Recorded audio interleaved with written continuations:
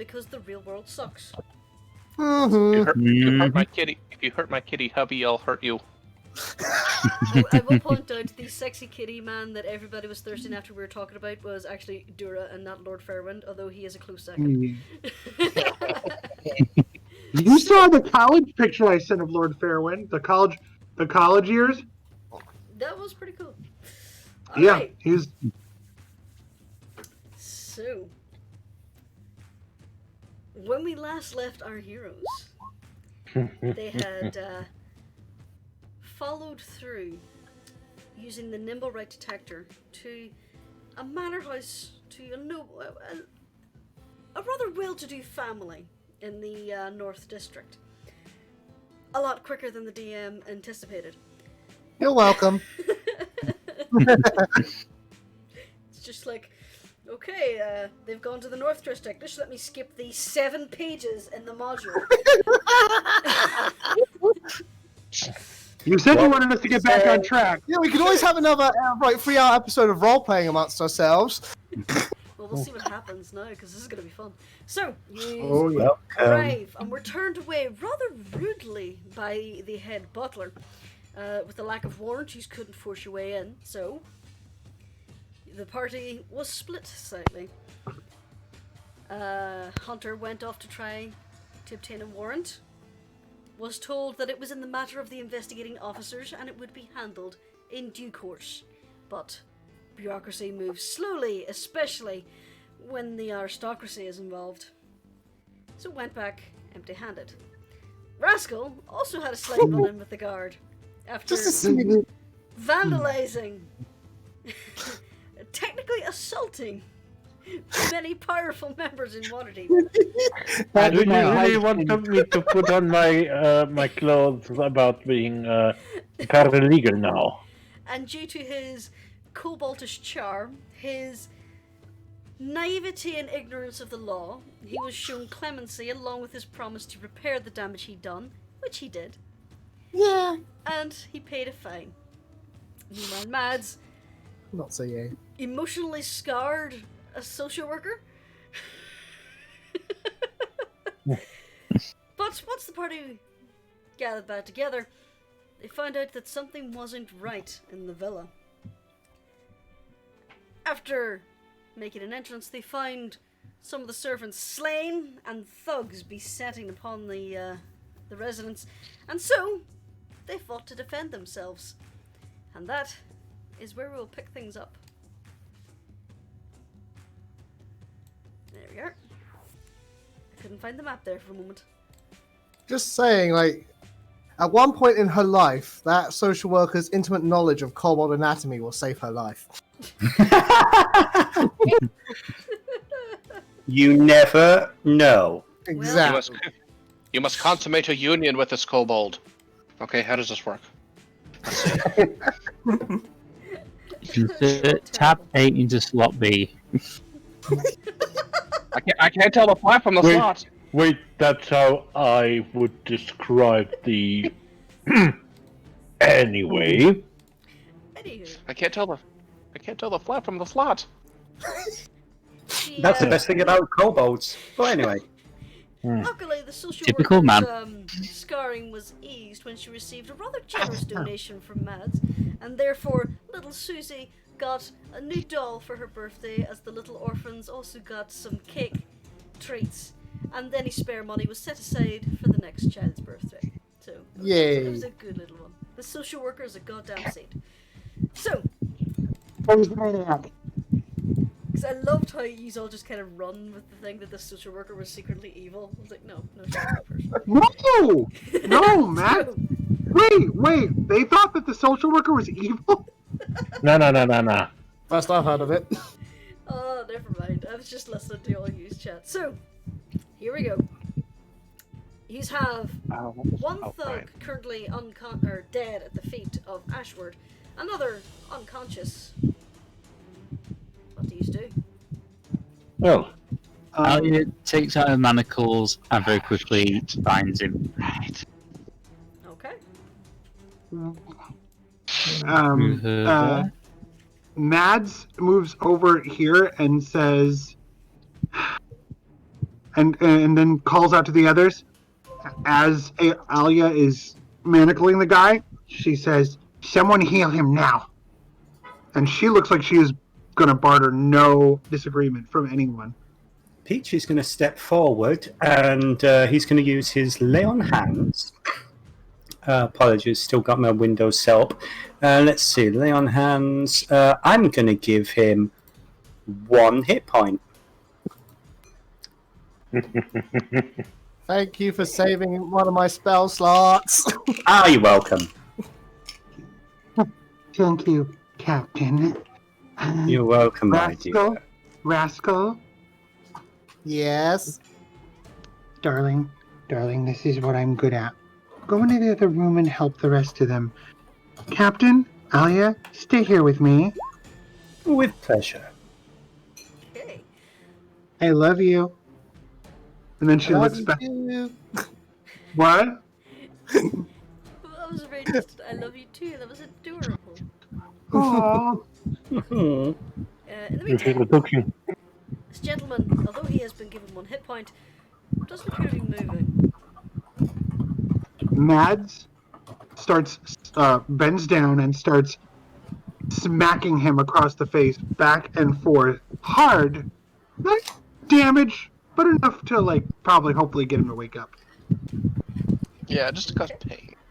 So, you smack him around a little bit, and for the first 2 slaps, you can see his face doesn't move, and the 3rd slap, you can see the slightest twinge, and by the 4th, he's begrudgingly giving up his deception of being unconscious. So now he's just kind of glaring at you. Hi.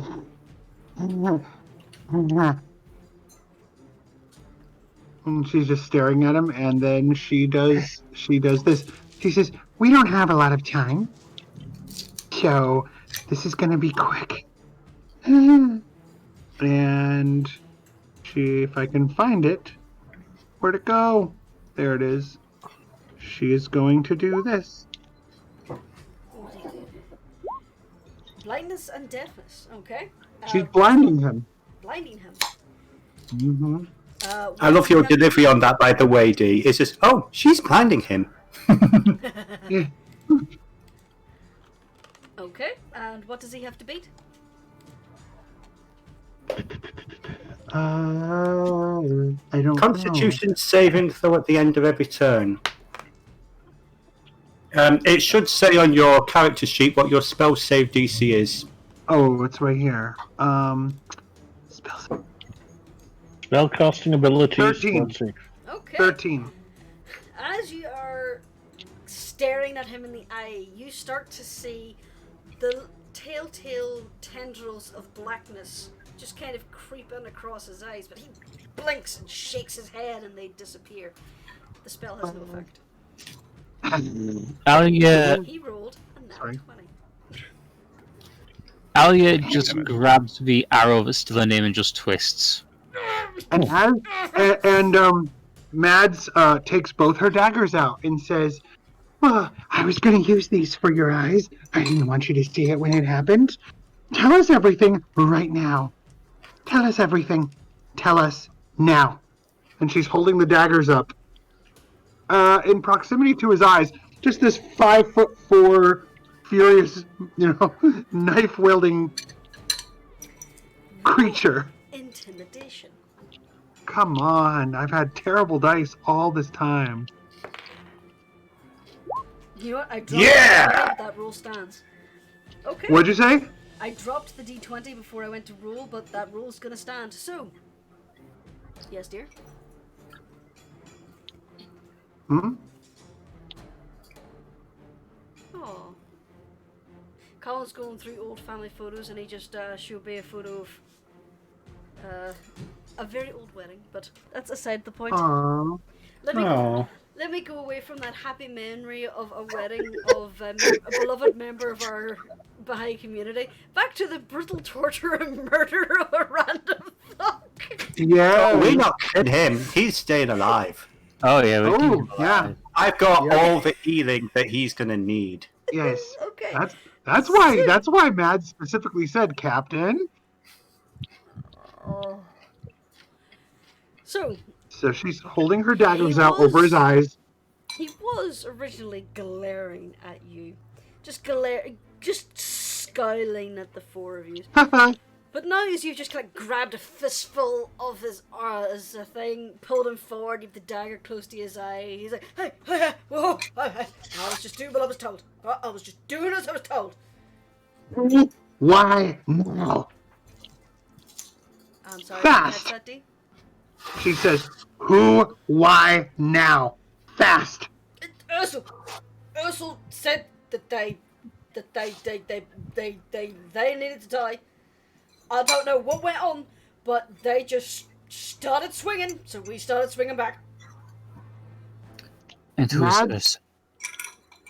Who's Ursel? He's the boss. He's gone upstairs to deal with the garlands. What else? It's all I know. Alright? Are you sure? Are you sure? I was here for extra security and then all went tits up. I don't know what's going on. Mads looks over at Captain Vizan, and I'm sending Captain Vizan a message of the expression on her face really fast. Okay.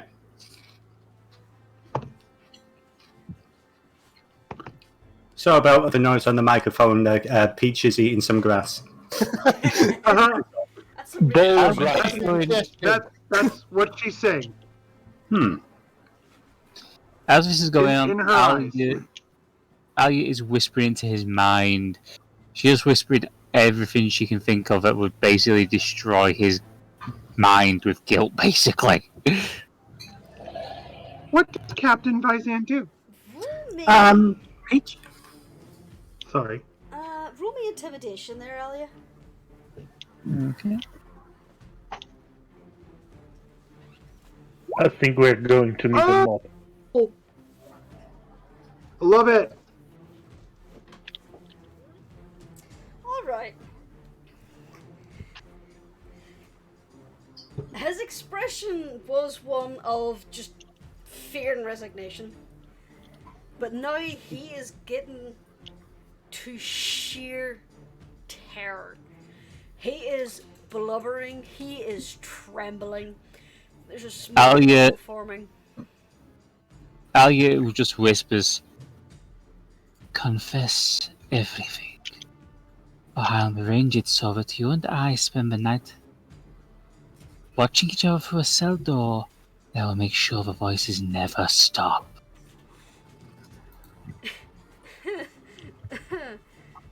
Let me make a save for him real quick. Oh no. Save versus urine or die. He already pissed himself, so that's all. Yeah.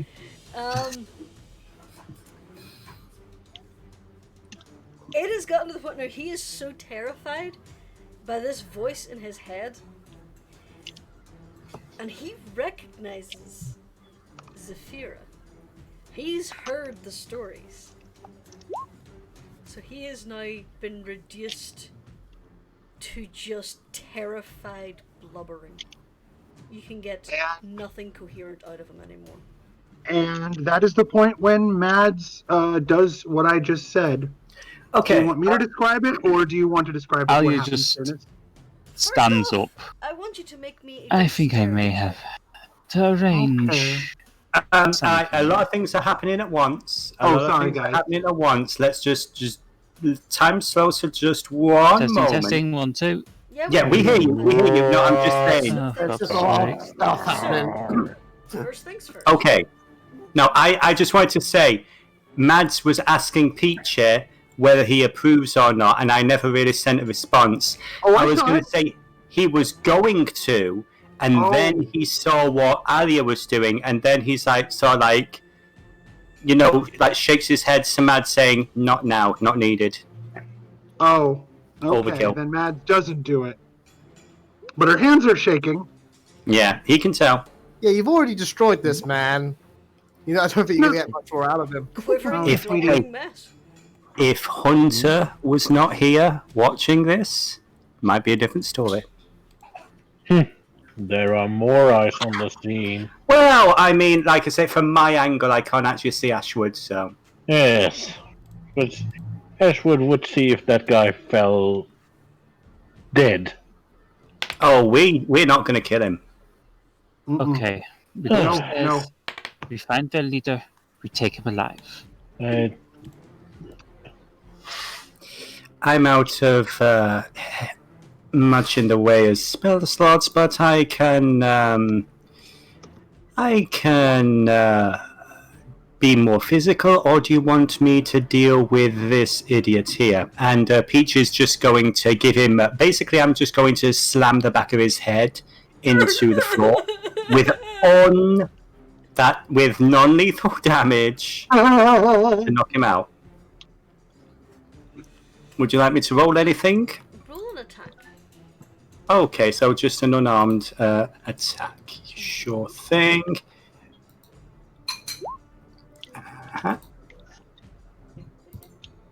Come on. Come on, roll 20. There you go. Alright. So 4 points of bludgeoning damage, just straight to the head. He is unconscious. Aha. He doesn't look like he's bleeding out or anything. You'd have to roll a medicine check for that.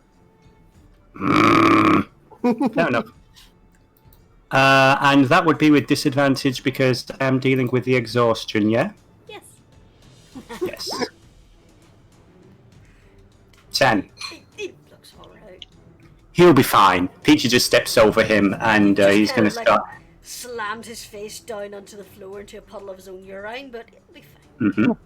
Yes. And not to keep this going too much longer, but after not doing what she was planning on doing, she does look over to the captain and says, and holds up her 2 daggers in her hands and says, "Ankles." Ankles.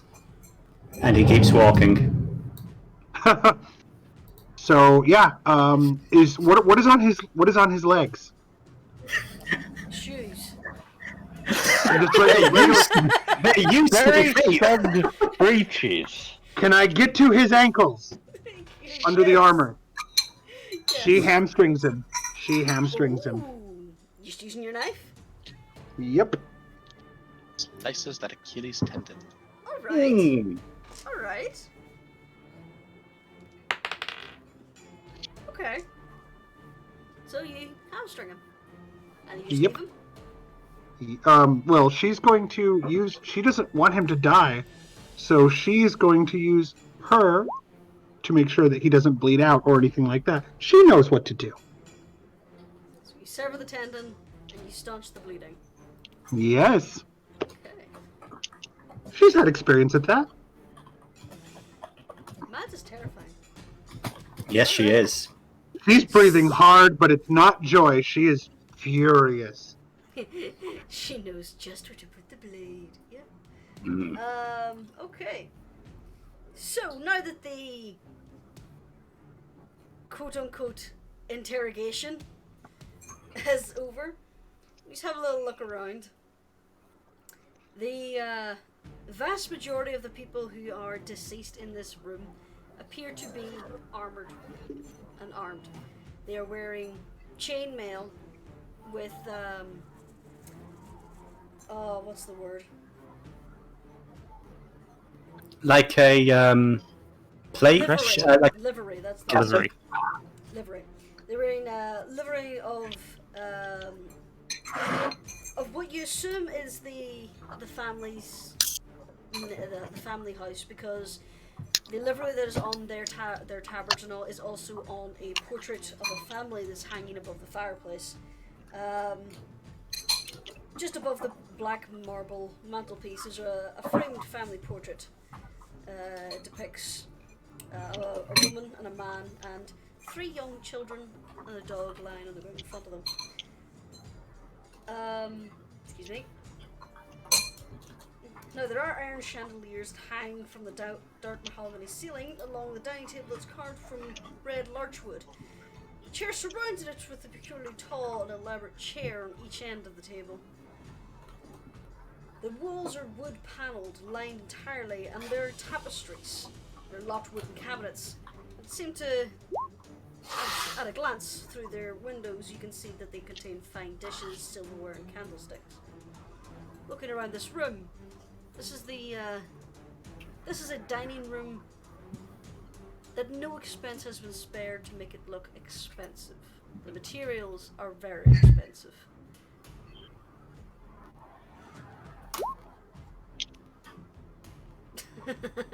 References in there. So, Apologies. Rascal, what is Yes. your passive perception? I believe it's 13, but I'll double check. Yes, it is a 13. From where you are, you hear the sounds of fighting coming from up the stairs right in front of you. Yeah, I was The going to rest of mention that. you's context of what is around, there is a door here behind Vazan, here, here, and here. So, I was listening into your fun, but I heard something rather important. There's someone called Ursel here, and he's upstairs dealing with the bigwigs who own this place. So, yeah, we better go deal with that. I can hear them now. Mads rushes to Rascal's side very quickly. Let us move! Peach is going to slam this door open on this side here.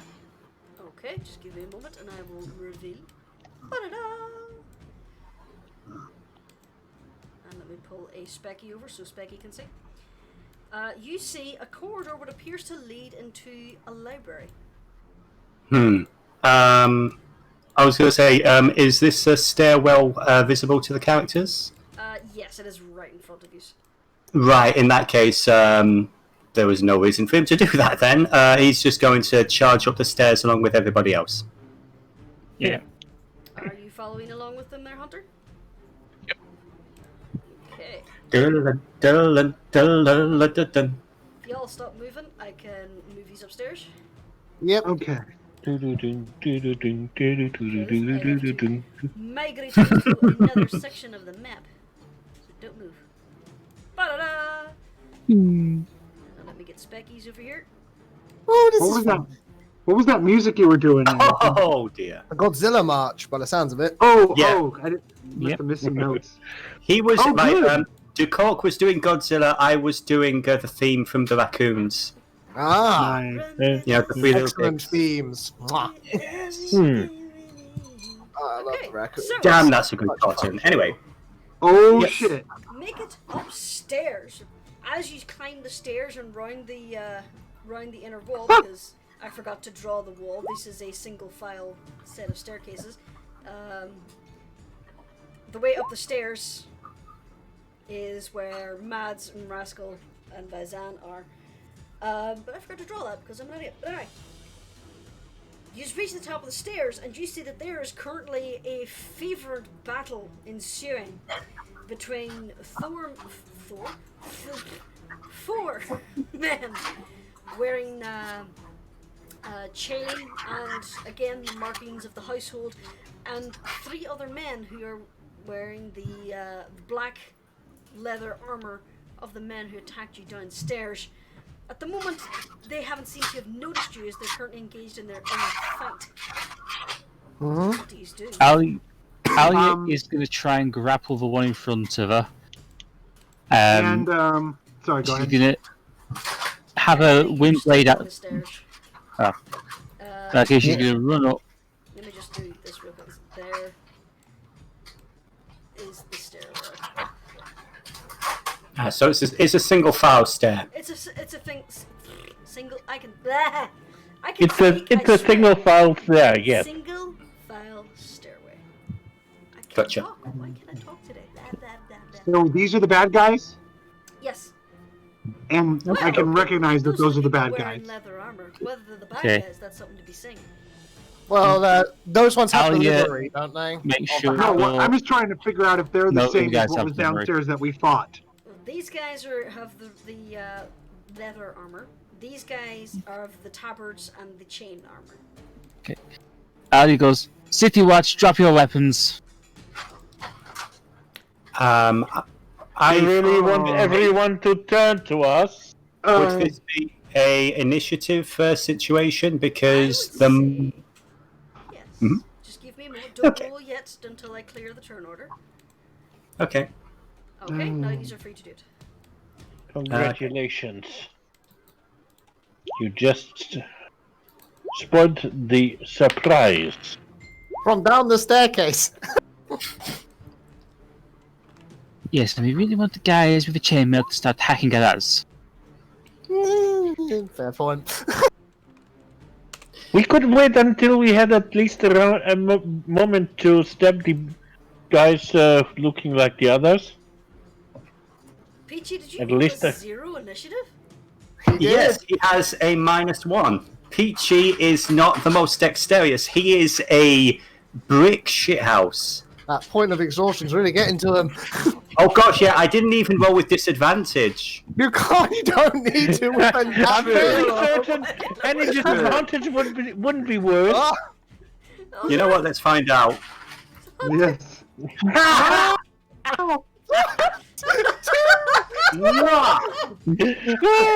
We've got one of those games tonight. Alright, so, now that everyone's rolled, just let me quickly change the music, because why not? Ilya shouted and got the attention of this gentleman. And he gets to act before anything else happens. Thank you. So, what he's going to do is he is going to attempt to shove Mads back down the stairs. Sure. Oh no! Mads, could you make me a strength saving throw?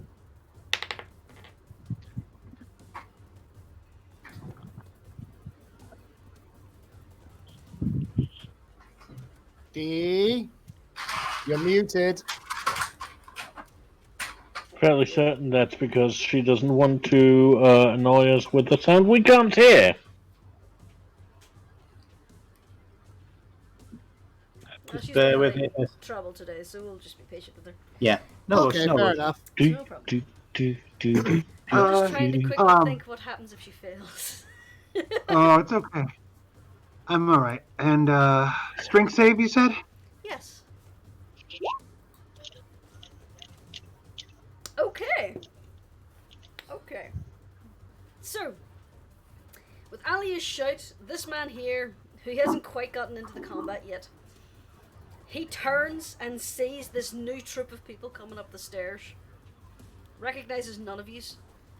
So he just ducks his shoulder and he just charges into Mads and shoves her hard down the stairs. Uh-oh. Mads, you're now tumbling backwards. Rascal, Oh no! Yes? Tiny boy? you have a quick choice. You can either attempt to catch her or dodge out of the way. I'll try and catch her. She is my lady love. Roll me a strength saving throw. I'm twice your size! You fail. Oh no! As you try to brace your little koboldy body, Mads' form, again, she's twice your size. She also has gravity working against her. So even as she tries to not land on you, Wait. she just collides, and the two of you continue your tumble down the stairs. Wait, this is dumb. I have Featherfall. Can I cast it? Will it help? Nope, you made your decision. Wait. Too little, too late. Captain Vizan, Moo. the tangled limbs of your two companions are now flailing towards you. Do you want to try and dodge out of the way, or catch them? Well, here's the thing. I have a +3 in strength and -1 in dex. I think I'm going to catch them. Save us, beefy boy. Mhm. So I'm just Please. foreseeing the chain reaction here. And right, so here's the thing with exhaustion. I just want to be clear. Exhaustion. Let's read the rules so we're doing it right. Oh, hi. Disadvantage. Okay. A disadvantage on ability checks. Now, this counts as an ability check, so it's disadvantage. That's a 6, guys. That's a 6. Congratulations, you're also tumbling now. Yeah.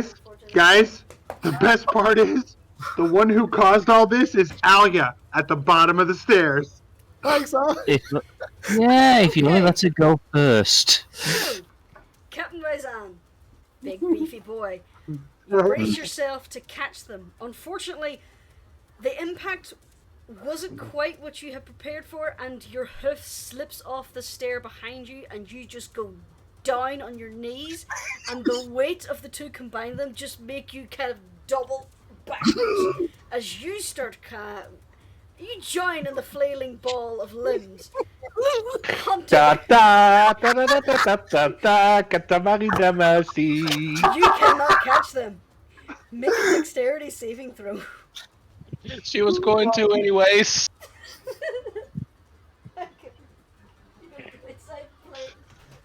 Can't wait for this scene in the animated adaptation of our adventure.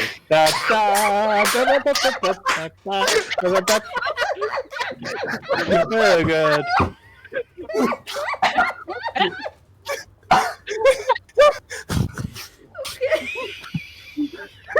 It gets one. Okay. So, Oh no! you start to see this go down, and your first instinct is to jump away. You're tensing, getting ready to jump, but you see Captain Vizan has got a hand on it. He's fine. He's got it. He stopped them. Suddenly he slips, and you're like, oh shit! Your paws slip out from under you, and you end up crashing down to your knees. And before you can even try and scrabble away, the full force of a big, beefy Minotaur's back just slams into you, pushing you against the back wall. All of you.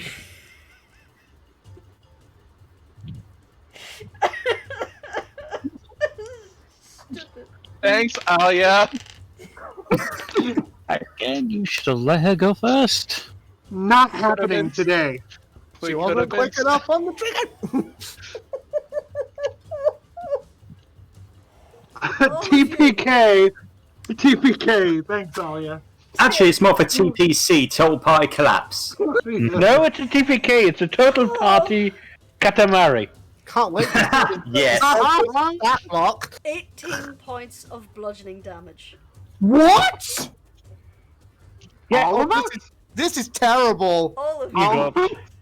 There's a fuck ton of mass. Mads is out. She's doing death save now. The critical health alarm is going off. Whoop, whoop, whoop, whoop. Yep. Let me just do something real quick. Mm-hmm. Holy There you shit. go. Alia is going to try and vault onto the steps here. Do that athletics check.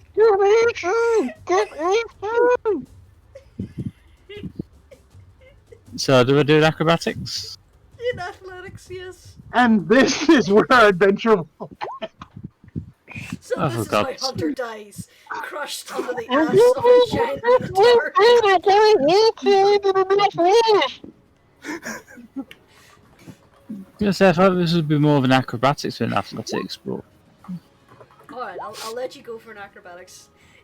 Okay. she does. Yeah. Yeah, okay, you managed to completely ignore the moaning pain of your companions, leap over the balustrade, and are now on the stairs. I was going to go Hang on, one, it's... Oh yeah, go ahead, sorry, it is your turn actually. 1, 2, 3, and she's going to stay there, so she has advantage. She's going to take out her rapier, and she's going to attack the guy in front of her. Okay. I'm just gonna color code these guys. Sorry, I need to reroll. Oh god, oh god, oh god. So this is an important thing. We got like 4 potions of healing, didn't we? Like during our escapade Yes, with the we did. goblins. But I don't think we actually divvied them out. So who has them? I don't think anyone actually added them to their inventory, so there might be something we want to decide now. Yes. Okay. In my inventory. I think Sammy took them, and then you. Yeah. You Rascal got them took after she hers. died. Yeah, Rascal should have them. Is Rascal conscious? He is. Yeah, Mads is not. Mhm. Well, they're not in my inventory, but I will add them now if everyone is content with that. Oh, Sure. I don't have them. oh, That's up to our GM, I think. Yes. sure. I would say Rascal would have them all. Yeah. Let me just... Jesus Christ. Start as you mean to go on, guys. Both those attacks hit. We just Okay. start the session over. No. This says she only gets well, because it was advantage, so Oh, okay, then. So that's 5 piercing. piercing. And she's going to use her side blade in her offhand to attack Red. Okay.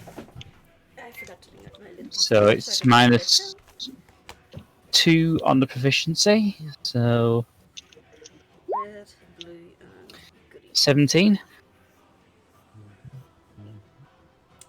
Okay, that'll hit. Okay. Which health do these guys have? I Okay. do not like the fact that now I'm responsible for 4 potions of healing. I'm just glad that our illustrious GM hasn't had to check with what just happened to see if they broke. No, don't give her ideas. Don't give the That was the idea. Yeah, I figured as much. Don't tell the DM, because that might be evil. 3 from Red. No. 5 from Reality. And Ollie's going to stay in position. Cavalcade of fuck-ups, I'm so sorry. It's so funny. Ollie's going to stay in position so that the guard facing her here has advantage.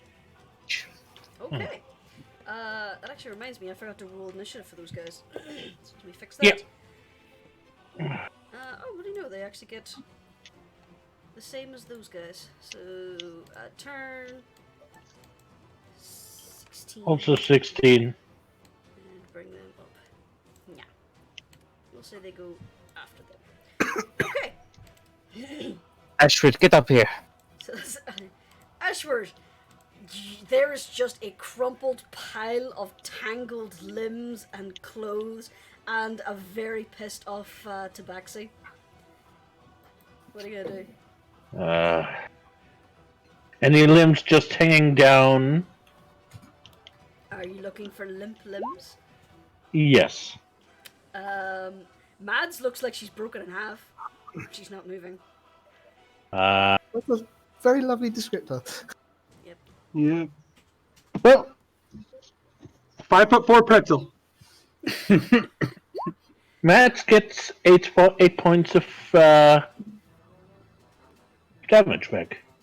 So I was at -4. Does that mean I'm at? Healing. You're now always at resets positive 0. 8.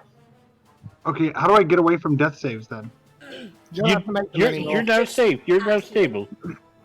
No, You're no. I stable. mean, it says instead of my hit points, it says death saves. On D&D How do I- Beyond, there should be an option there to heal. Heal. I'll find it while y'all doing your thing. So Yeah, healing whenever you're unconscious always starts at 0.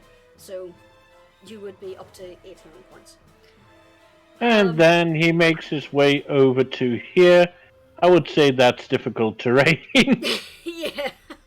He's getting sorry accidentally about step that. on Rascal's snout, which is the only part of Rascal you can see. I'm terribly sorry about that. Just to leave them alive. But you fucked stuff up, dear. And that you done, Ashford? Well, I don't have the ability to fight. It is an action to cure wounds. Distress Kobold noises. Alright, so Mads knows what those sound like. Blue just kind of glares at Zephyra, but is still engaged with the veteran ahead of him. Misses. Red is going to attack Zephyra.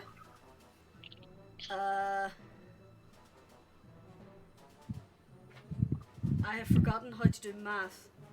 18. Does 18 hit you? 18 hits. Okay. Can I parry as a reaction? What is that?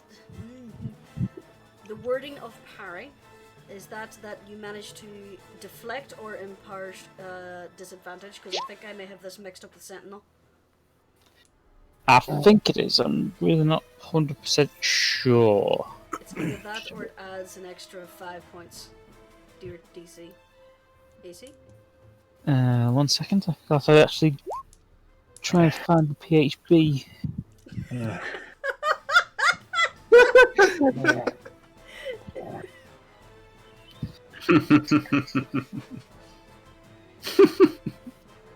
One second. You have a day. You have a day before your date. I was going to say, you're not married yet. Yeah, wait a minute. I mean, let's. She is in her heart. She knows it's to be true. Aww. Okay, parry. Fifth. That's party.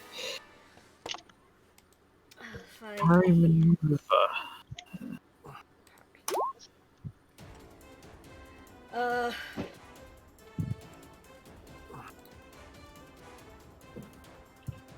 Do you have the ability parry?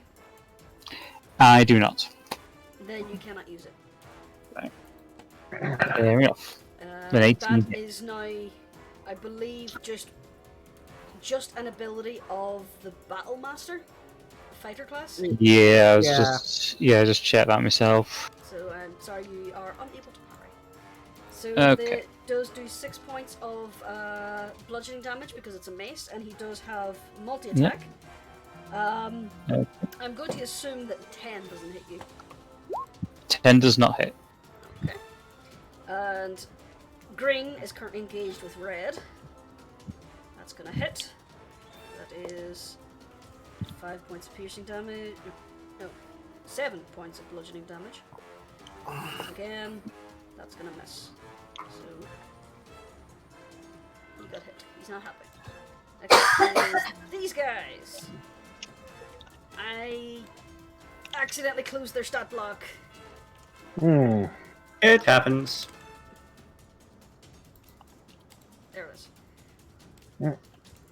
I put my monster cards away so I could take them out to... I took them in a bag to play D&D with my nieces and nephews and haven't taken them out of the bag yet, so I just have to use what's on the screen.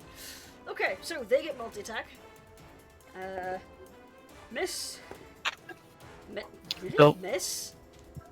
Don't forget, boy blue gets advantage. That is true. Against boy blue. Miss. That'll hit. That'll hit. So that's 2 hits from blue. That's a D10. I need a D10 for him. So 9 plus 3 is 12. 15. 17. 17 points of damage on blue. And that brings him down to that much health. Green is also going to try and attack blue. That'll hit. Second attack, that'll miss. First attack does damage of 4. Blue is looking very unhappy. And this boy, orange, is going to use a crossbow to try and hit green. Plus 3 is 15. That'll hit him. Listen to Nicholas struggle to do math! Isn't this exciting? It's 5 points of damage to green. I mean, that's what D&D is, isn't it? Yeah. Math and meetings. Math and suffering. Yeah. I thought you were going to say. I thought you were going to say D&D is falling down the stairs one on top of each other. Well, that as well. Suffering part. I mean, this isn't the best cuddle pile I've been in, guys. I'm not going to lie. Sorry. Oh, who am I kidding? It is one of the best. Aww. I was really proud of my wee nephew. He was doing the math for his attacks all on his own. I was like, Oh, good on him. okay. Alright. You can only make one attack with the heavy crossbow, so that is that. Rascal, you're Hi. kind of smushed somewhere between Minotaur chest and the back of your beloved. Well, the Minotaur chest is nice and cushiony, but yeah, we gotta like. Yeah, Cause that's plate mail there. That hurts. Mm-hmm. Mm-hmm. sorry, I forgot. Yeah, Peachy isn't Fleur. Oh Okay. no, he isn't. Nope. Could be further apart. Okay, can I scramble out of this charming pile we're in? Sure. You Presume squirm that's out half. because kobolds are squirmy boys. Yes, they are. I'm not gonna lie, now I kind of want to see Peachy and Fleur meet. Maybe one day. I just have a mental image of Fleur just hugging Peachy. Now just breathe your anger away. Yeah, Revive can't the stop him. urge to kill rising. The only thing I'll say, not to get us off track of what's happening right now, I kind of let slip that Peachy has a brother. Moving on. Do with that what you want. Yeah, remember that. So, Rascal, you managed to wiggle free with your kobold flexibility and squirmy ability. Yeah. You're now standing on top of the pile. Hi, Okay. So, what's the state of my cuddle companions? You know what Who's anime, whenever someone gets like really badly hurt, they're just kind of lying there with like the blue lines across their eyes and like the little anime soul escaping their mouth? Yeah. That's kind of Mads right now. It's just a little line of blood coming from her mouth. She has a soul. Hi, sweetie. She has a soul, whether or not it's hers, that's another matter. Alright. I am going to give Mads one of the potions of healing. So that's an action because I'm giving it to another person. Well, are you passing Can it I to her, or are you forcing her to drink it? Either way, it's an action, right? Bonus to pass it off, action to force her to drink it. I'll use an action to make sure she drinks it. Okay. You're just like, I love you, but shove this in her mouth. Take your medicine. Glug, glug, glug, glug, glug. Oh, is there someone you love with that thing in your mouth? 2d4 plus 4, yeah? Mm-hmm. Okay. Can y'all hear me? I'm having mic trouble. We Yeah, get Yes, we can hear you. Thank you. Mads gets, when the dice decide to roll, 8 points of health. Mm. Right. So she gets 10. Where'd you get that from? Oh, wait, no, sorry. No, never mind. Never mind. I I'll applied edit the it. modifiers. Haha. Fair enough. Okay. Mads murmurs something very quietly. I mean, I want to like listen in, but I need to use my bonus. No. action. Something useful. No. Just I was just for flavor whisper to you. oh my. Koboldy boy blushes for a minute before he swings around his loot, and I will use a bonus action to give the ever alert investigator a point of bardic inspiration, which will be a d6. Seeing you, Ashley? No worries. And that'll be Rascal's turn. I think that's the icon we used for Bardic Inspiration, but that'll do. Yep. Okay. Next up, Mads. Kind of lying on a heap on top of Peachy, and the furiously squirming and hissing Hunter. Mads? Can Mads get to here? Down a step? Yes. Yeah. So she kind of tries to position herself on the landing, and because she can't run into the fray. She couldn't run to here, I assume.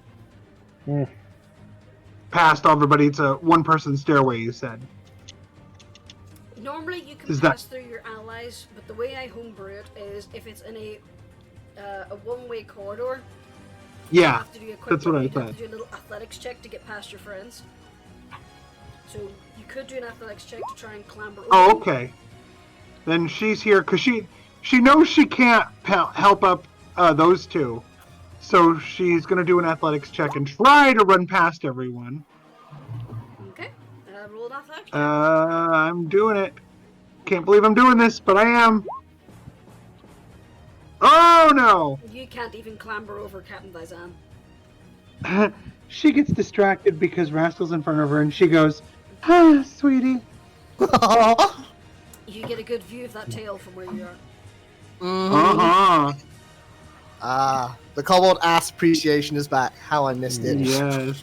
So sadly, you can't get past the captain. Yes. But if she Get wants up, you to two! now- I would say that would be your bonus if you still want to take an action. What would be my bonus? Trying to clamber past. Okay, Being no. generous. No, I mean, to get here, right? But you couldn't get past, so you're just back there. Okay. And she looks over at Captain and says, "Get up!" And then Okay. that's it. Hunter! There's a lot of beef on top of you. Jelly's just juicy beef. Well, I need to get out from under the beef. Okay, You must I get would say relief from the beef. You Bit of the managed to, strength. I would say you managed to squirm your way out easily. We have met the enemy and he is us. Yep. Alright. We've I met go the enemy Kobold. and it is. Let's just say you have got more intimate knowledge of Captain Vizan than you'd ever hope to get.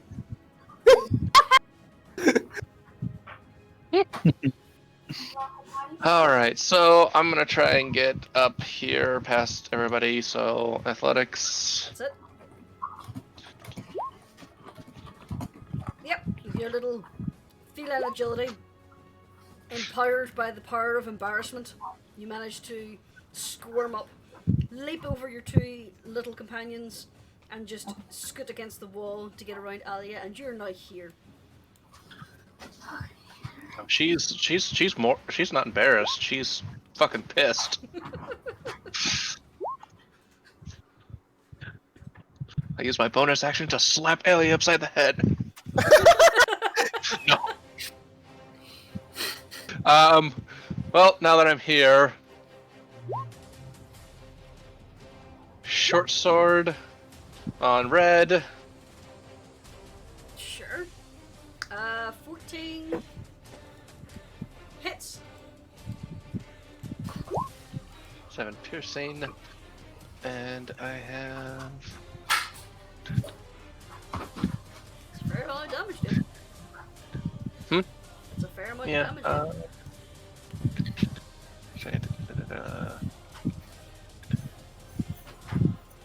Okay. So that was your bonus Hang on. action to get out from behind Zivzan and get up the stairs. Your action to attack. So, Okay. moving on. Vizan, you're just kind of lying there, and I hate staring at the ceiling. This has been your day. So you're probably wondering how I got here. Okay, no. Record scratch. Yeah. Now, that moment would have happened as you were going down the stairs just before you collided against Hunter. Yeah. Yeah, and Okay. actually that's the moment where the to be continued meme sets in.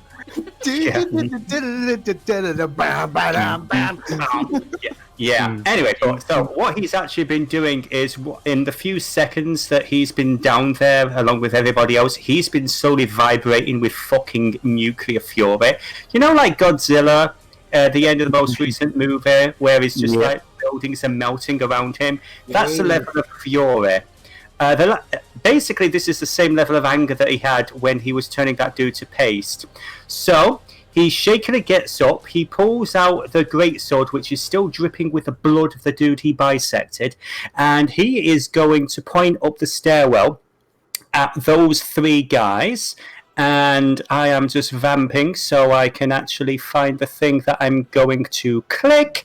He is going to channel his divinity, the divine power of Bane, the Conqueror, to cast Conquering Presence. And he's going to scream in a broken, shaking voice, which I'm not going to do because I don't want to get kicked out of my apartment. I'm going to execute every last one of you motherfuckers! And I don't know if it's just like a bonus action or anything. He's not going because there's nowhere for him to go, but he just roars at the rest of the group in front of him, move! And that's it, because mechanically, he can't move. Okay, so they need to make a wisdom saving throw or become frightened of you. Oh god, yes. Okay, wisdom save throw. What do they have to beat for you? They need to beat, I'm a personal 12. Okay. Succeeds. Not amazing. Whoops. Fails. Succeeds. So.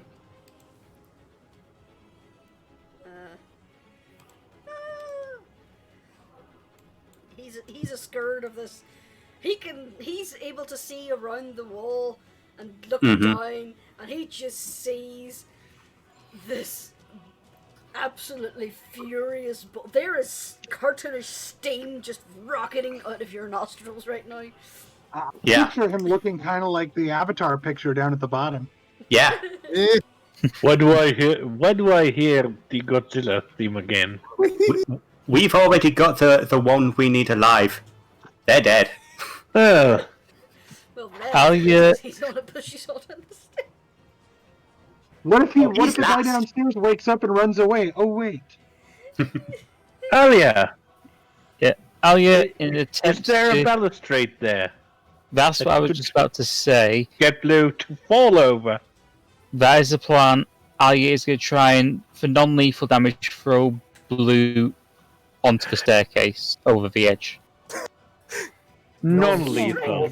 Ooh. I'm Ooh, gonna Christmas non-lethally present. No throw way. him down a 10-foot drop. Sure. It could be non-lethal. You can survive 10 feet. Natural 20. Hmm. You Ah. basically grab him and you try to pivot him, but he just leans against you and just sticks his foot against the balustrade and breaks your grip. In that case, she just straight up just slams her, for non-lethal, slams the side blade into the side of his head. Non-lethal. Okay. It's a psychic blade. It can just, basically, rather than doing physical damage, he just gets a full blow of the pain of it. 25 hits. Roll your damage. Non-lethal. Again. And I'm starting to get the indication that you might want this to be a non-lethal damage. Yeah. The DM is a sarcastic fuck. Ashford! Just picturing someone saying, "Yes, 2 damage, non-lethal." Well, I'm in range. I know how I can use my dueling style. He gets Blue gets a taste of the short sword. Non-lethal. 17 hits. 6 points of non-lethal damage. Okay. For At the least sake of for it, now. I say you flip your sword and beat him with the pommel.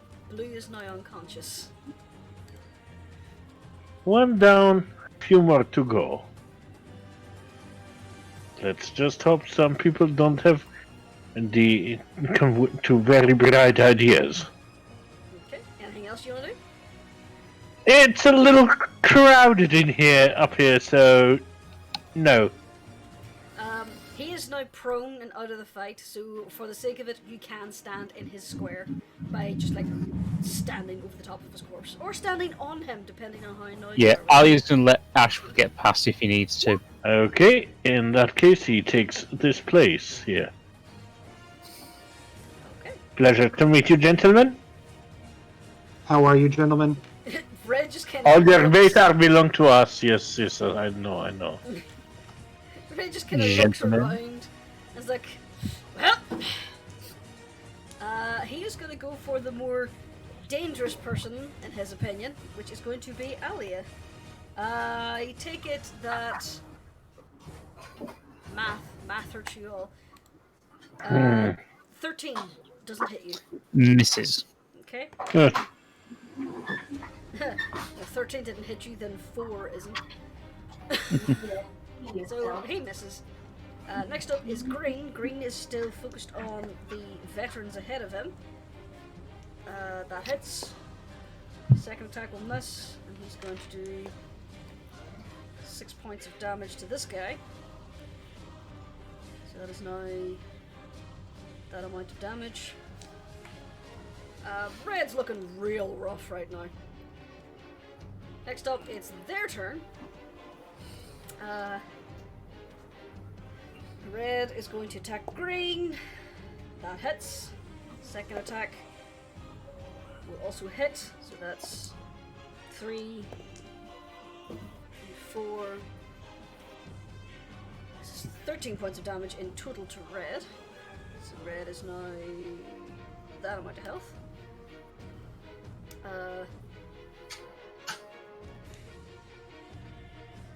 Wait.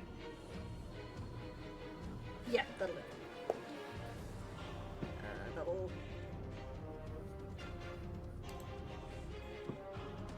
just hit actually, so that'll hit.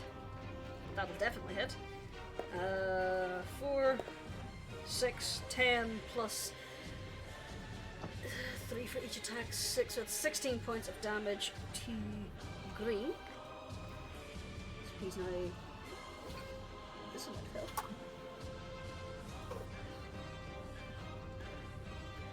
Green can no longer reach because Ashwood's there. So he's going to put down his sword and pull out a crossbow and attempt to shoot Red. And that's going to hit. Crossbow, only 10. Swans, it's 5. Red now has a crossbow bolt in his shoulder. And lastly, Orange is going to go for Green. That's going to hit. 4 plus, so that's 7 in total. It's a lot of damage. Next up, Rascal. So Rascal's gonna like back up and give Vizan the room he needs to pass, and he is going to play on his lute Ye Olde rendition of Rip and Tear from Doom 2016 and give him a point of bardic inspiration. Have you ever I seen think he videos put that to of good people use. doing that in Mordo? Oh yeah. It's a game, it's just like the realistic level of combat, and you can loot, and there is videos of people literally playing the Doom theme on those loots, and it's glorious. Good. So they should. So Okay. yeah, you play Rip and Tear on the loot. So Vizan has a point of bardic inspiration, and I'm going to cast Healing Quarter on myself. Thankfully it works, because hey, I'm healing myself with fucking metal. For 4 points of healing. 1, 2, 3, 4. Okay, and that's Rascal's turn. I'm trying to find the little symbol I used for the inspiration. Where is it? There it is. Okay. And you heal yourself for 4 points, that's fine. Yep. Next up, Mads. You can feel the heat radiating off Vizan.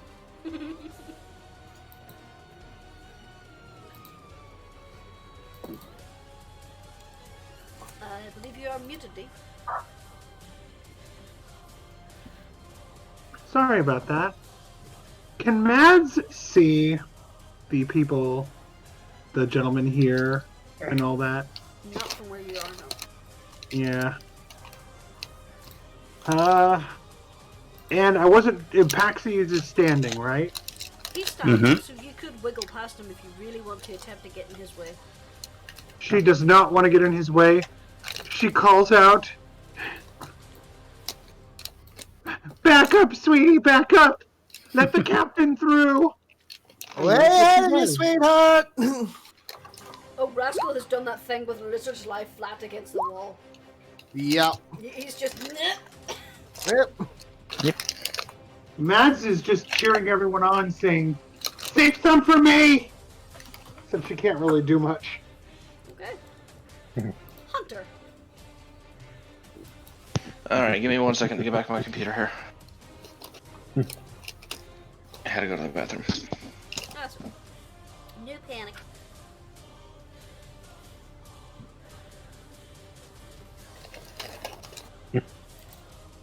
I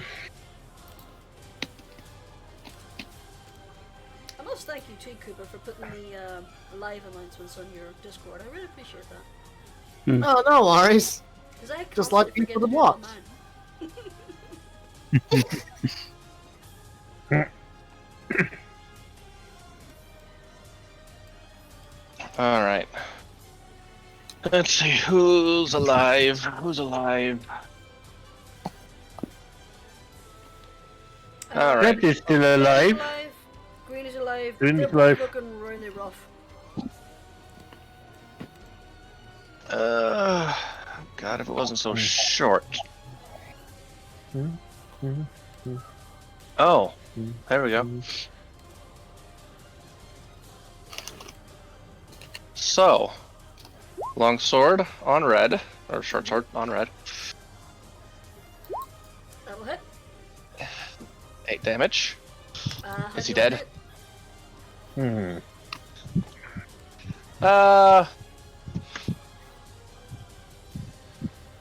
Stab him in the chest. First And go your then- hands, and then goes your head. And then I want to use my Hordebreaker ability to attack green. You can do that. You know what I want. Come on. Kate, you're hurting me now. I would like you to roll me a d4. Uh-oh. Okay? Oof. And I would also like you to roll me the damage of your weapon. Okay. So, you kill this guy in front of you, and you do a quick lunge to try and attack green.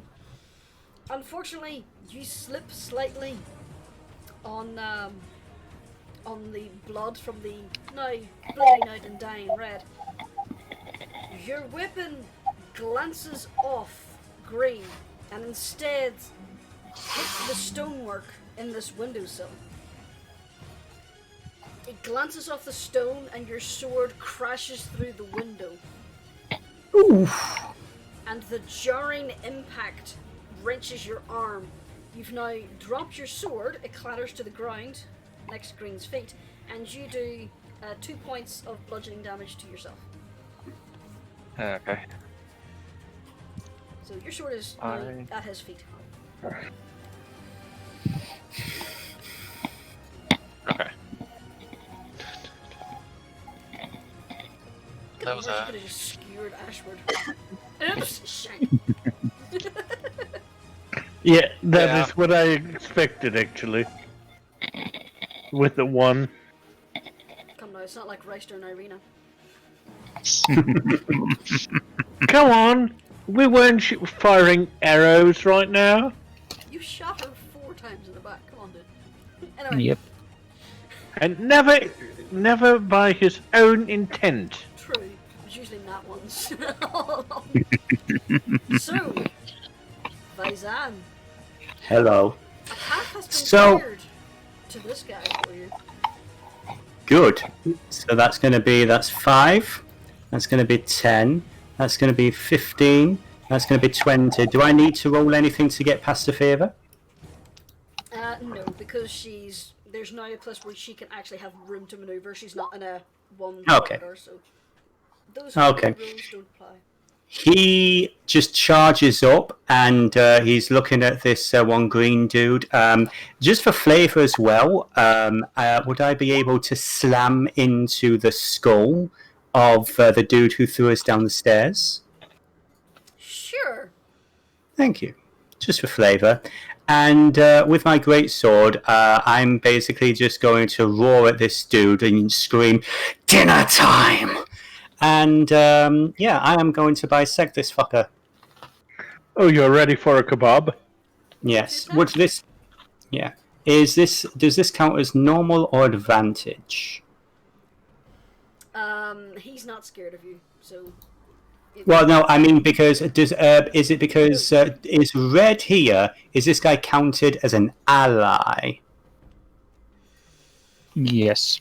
I would say, He's got the same goal as you, getting that guy dead. for the purposes of fighting against this thug, yes, Chop, chop.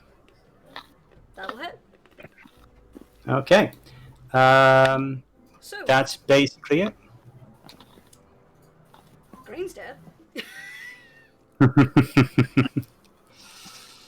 How do you want to do it, Captain? I don't think there's anything you want. You probably don't want the details. It's. Have you ever watched Game of Thrones? You know, like the big dude. Just imagine that. Literally, at first there was a person, and then there are two halves on either side. That's what Red sees, and just like an insanely pissed off Minotaur who looks around to the rest of the group and says, "Are there any more?" Okay. The guardsmen kind of look. They are all beat to hell. Red in and himself, he looks ready to collapse. Mm-hmm. He just kind of steps back and points down here. And you see that these two kind of set up guarding positions at this door. Right.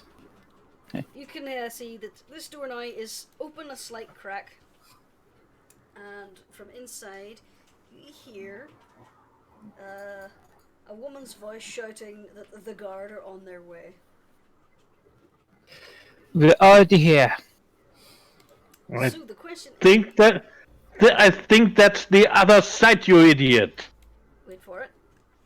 You also hear there's still signs of a struggle going on in this room.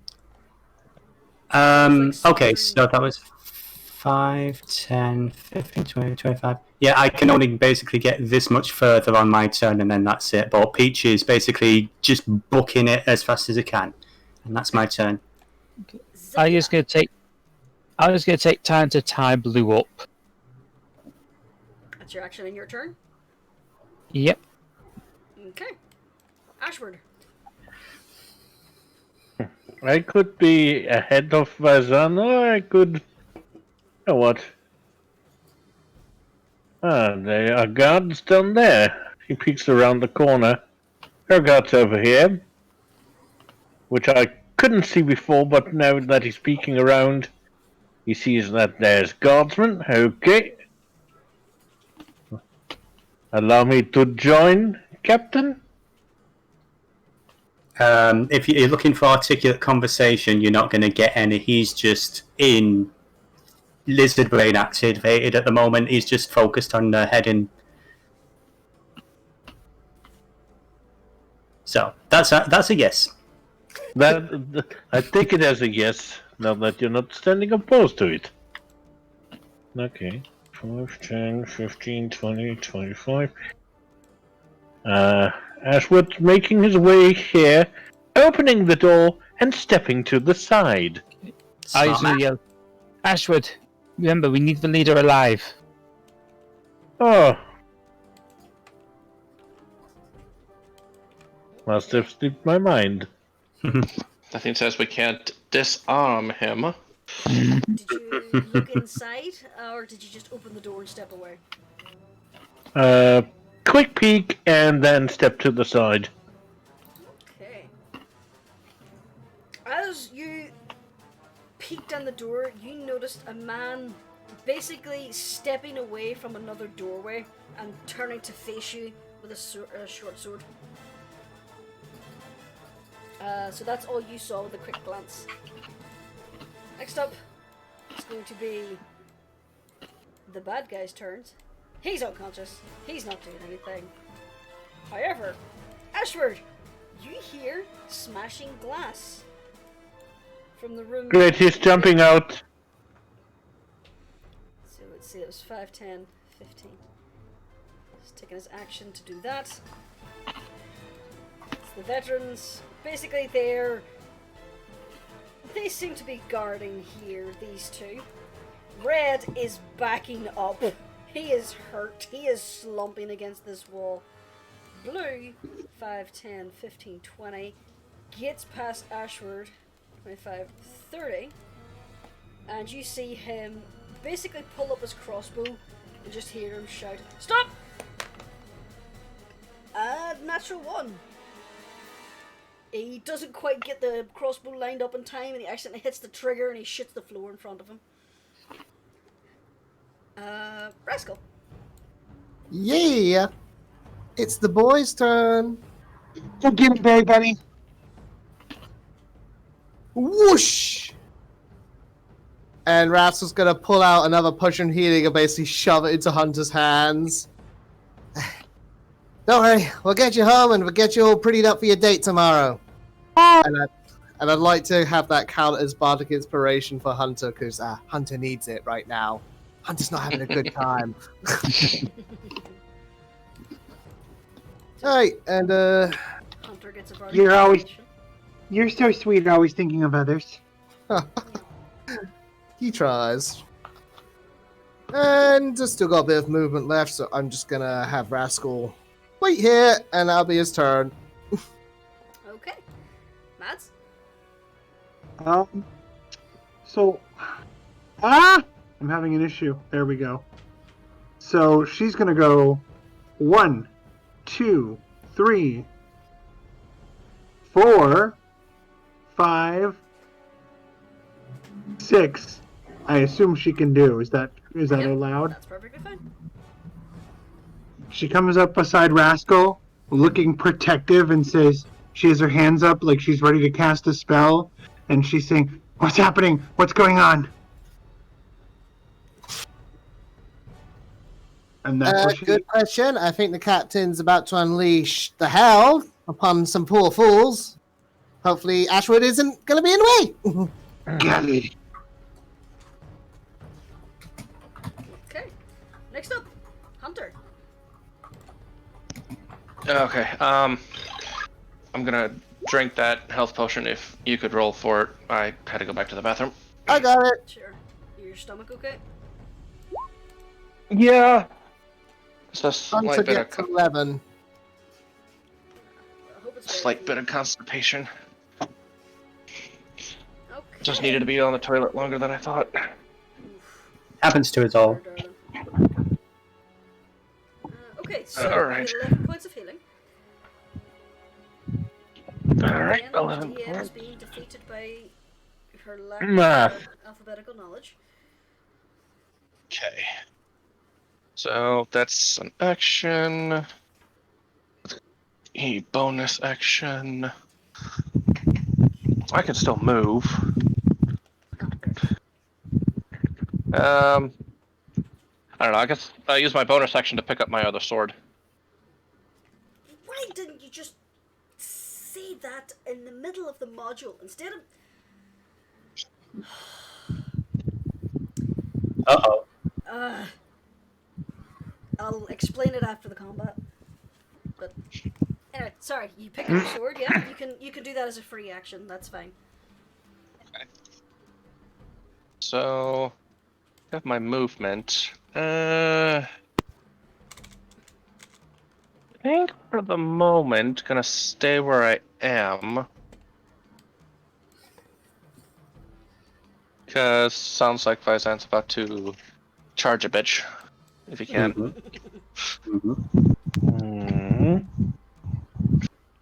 Okay. That'll be it. Captain Faizan. Okay, he is... I'm not going to use a dash action just yet, but there is a lot of beef charging down this corridor. That's going to be 5, 10, 15, 20, 25, 30. Beef with a beef. Oh god, yeah. Alright, as you enter into the room and just basically nearly shove this guardsman out of the way, you notice that there is a man clad in black leather armor with the scars across his face, and he is halfway out this window that's nearly half the size of him. So he broke the glass, cleared it all away, and now he's squirming out of it. Well, you know about that. Let's see, after you There's use... always the ability to pull. Why not? Why not? Okay, Peach is charging forward. He briefly takes a moment to take the scene in, and he is actually going to dash. He's going to do 5, 10, 15. And he's going to use his Goring Rush ability. And he's going to... I mean, the hope is to impale him on the wall, but I think it's more likely they're both going out that window. Roll your attack. Okay, so that is going to be... Horns... Oh, Beautiful. Okay. Beautiful. I'd say that's a Zack Snyder window smash slow motion shot. Peachy. Moo. With your Goring Rush ability, Yes. does that have the stated text or the option to throw someone a certain amount of feet after it lands? Okay, let's bring that up again, shall we? Features, traits, and Goring Rush.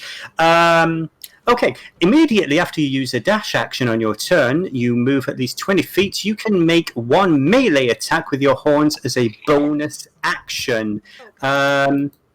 So it's not written in that it has that ability. But what I would like you to do... How about hammering horns? Because that is whenever I hit a creature with a melee attack, a part of that attack I can use a bonus action to attempt to shove them.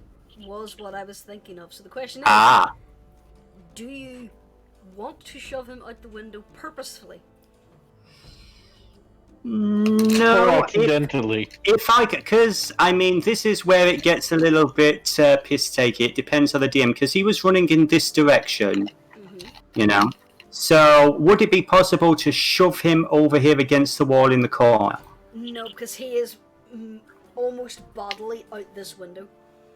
We like to say accidentally in air quotes. It's like you just didn't know your own strength. I see. Then, you know what? If he's going out the window, I'm going to be fair. So is Peachy. He's going out the window. He's going out the window. So, are you purposefully shoving him? Yeah. Or are you leaving it to chance? Not to metagame. Not to metagame. No, I committed. Fuck it. Yeah, he goes out the window. If he escapes, that's on me. Sorry, guys. Okay. So, first off, he's gonna try and stop himself being shoved out the window with a strength saving throw.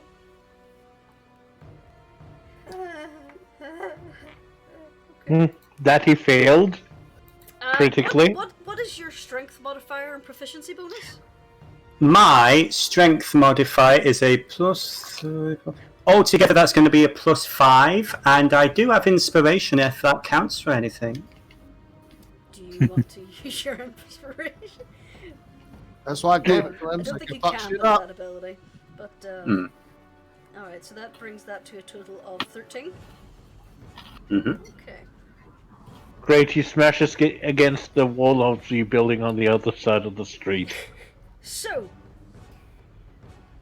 it looked like he was attempting to climb upwards. He wasn't intending to drop down. He was going to climb up onto the roof. Unfortunately,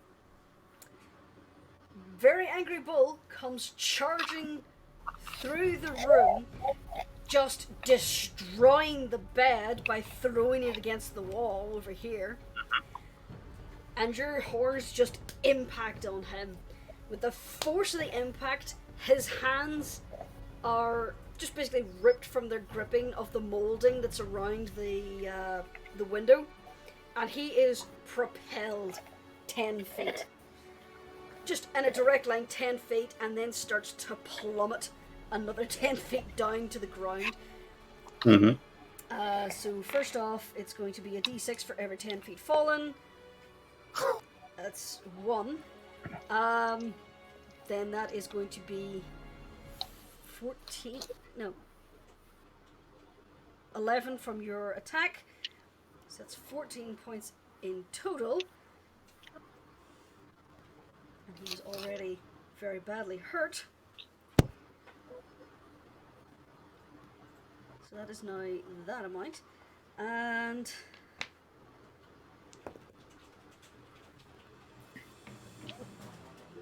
I take it you're looking out the window after him, yes? Oh, I've got my eyes on him. My eyes don't leave his side. Okay. Vaizan, he's not moving. Now, here's the thing. If I'm able to do anything out of combat, it depends. Again, this is not trying to get too metagamey. What I would like to be able to do in the next series of turns or whatever is slap myself to give myself, another 15 points of healing. Then I'm going to jump down, take whatever damage I get, and I'm going to heal him for 1 point. I'm gonna say you're too big to get through this window. These are small windows. This was a relatively small man, and he was struggling to get his bulk through. You just helped him. In that. Okay. Someone like Rascal might be able to go through, If but you really want to, depending on how angry you are, you could run over, grab Ashford or Rascal, and throw them out the window. or just yell to people to run down. I will just yell out. I'll just yell the information that they need. That he's out there. Doesn't seem to be moving. He took a little tumble out of this window. That's my turn. You fucking threw him! Says the guard. I turn and I just look at him. it took a very He took a tumble. He slipped. he He used a bit of momentum that was available to him. The guard just kind of drops the crossbow and says, "Yep, he slipped." Yes. So, technically, for now, combat is done. Alia is going to leave Hunter to cleaning us up up here, and she's going to run back out to the alley. Let's see, he's out there. Now, first off, are you staying there, Vaizan? Are you watching him? Oh, I've got my eyes on him like a hawk. Okay. So, if you are dashing, Alia, it is 60 feet of movement. So just let me do some... Where you are, don't move yet. I need to do some quick math here. So it's 5, 10, 15, 20, 25, 30. 35, 40, 45, 50, 55, 60, 65, 70, 75, 80, 85, 90, 85, 100, 5, 10, 15, 20, 25, 30, 35, 50.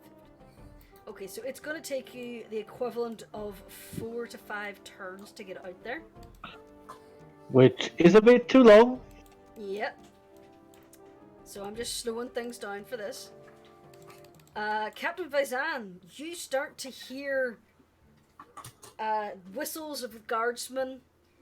From the window, you can see there are a few griffin riders flying over, but they're really hard to see because it is dark. It is like 2 in the morning at this point.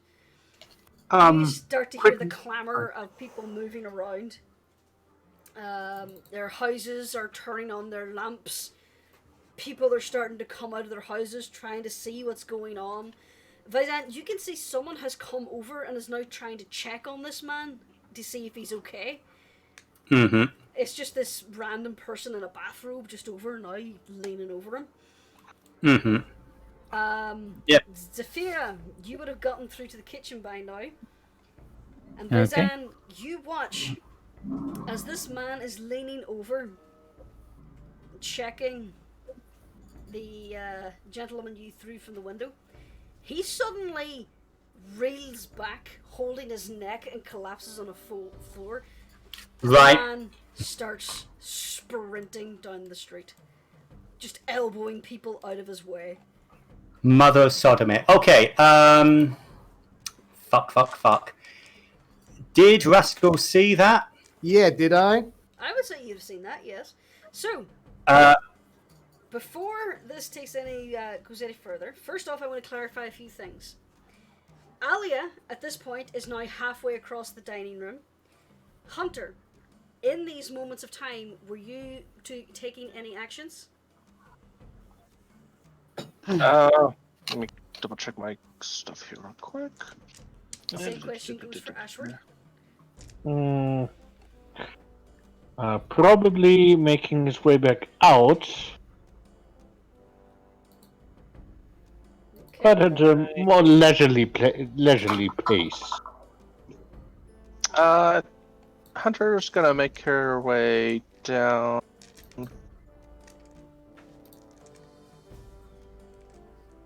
Down here with Faizan. So, in the span of those few seconds, the only people who would have seen him moving would have been Vazan and Rascal. So Can you have one opportunity Guys? to try and do a ranged spell attack. Everything okay, D? Okay. Yeah, I was just gonna say I didn't want to metagame since you're planning stuff, but I was gonna say Mads was sticking by Rascal. I just was waiting for my turn. Oh, okay, so you're here too. Yeah. A ranged spell attack, you say? You have one chance to do something to try and stop him. But at this point, How far the other man is now bleeding on the ground and flailing. did Mads see that guy running? Yeah, he's technically about 15 feet away from the building and 10 feet below you. No, I just mean did Mads see that all go down? I wasn't clear on that. From where Vizan and Rascal are, you probably wouldn't be able to see past them. Okay. Paxseed throws a javelin. 18. Where's this guy's stats? That's the thug.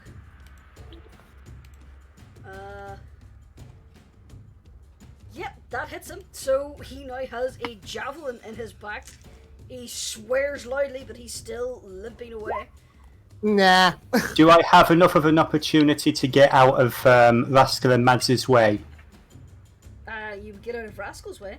Okay, what do? You whisper a distant melody into one creature your choice can hear. Terrible pain. A wisdom saving throw. Okay, what does he have to be? That'll be a 13. 13. I think it's enough to knock him out. Wisdom? Yeah. Okay. Roll your damage. 3d6. Hope it's good. 11. Gonna make his brain explode. You see him staggering, stumbling. He's just basically screaming, holding his head. Other people, a few people who hadn't seen him just knife someone or like, what's going on? Are you okay? Other people are fleeing away from him. It's causing chaos as the guards are now coming in, trying to grab random people in their bathrobes. And I'm just gonna make sure, do a quick roll to see if he manages to get away. Yep, he manages to elbow his way through the crowd, and you see him disappear into the shadows with 1 hit point.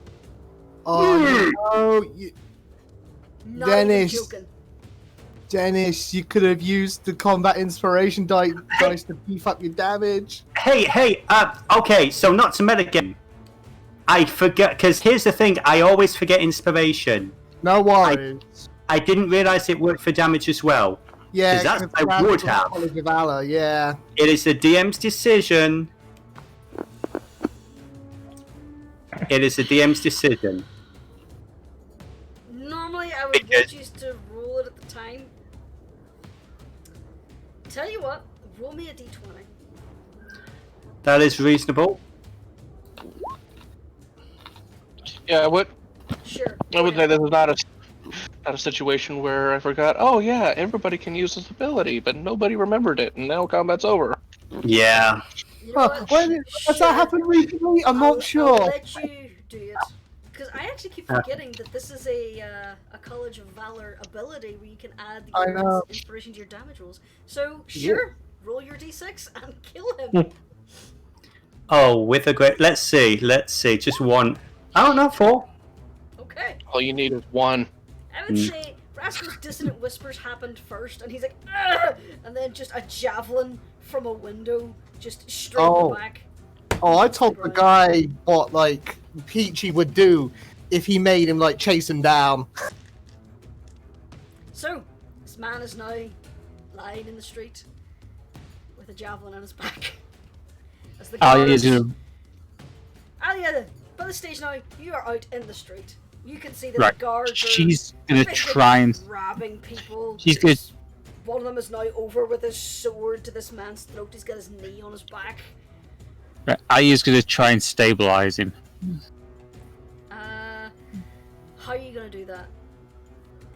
What are you? She's just gonna try whatever she can. Do you have a healer's kit or anything like that? No. She does not. Roll medicine with disadvantage. Okay, as you said, she's just gonna say, "For fuck's sake, someone get a medic."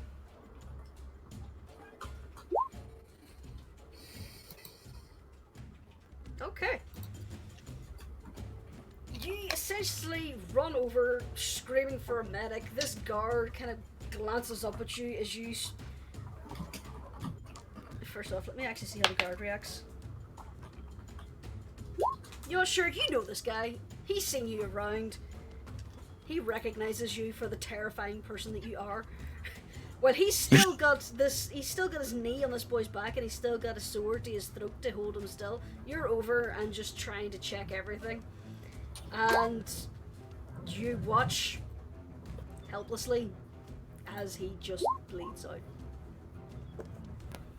I just kind of punches the cobblestone next to her. Okay. We still have one who is alive. We have still two who are alive. This guy was the leader. He could have given us everything we fucking needed to know. I'm fairly certain that he also was just an errand boy. See the guy over there? Random question.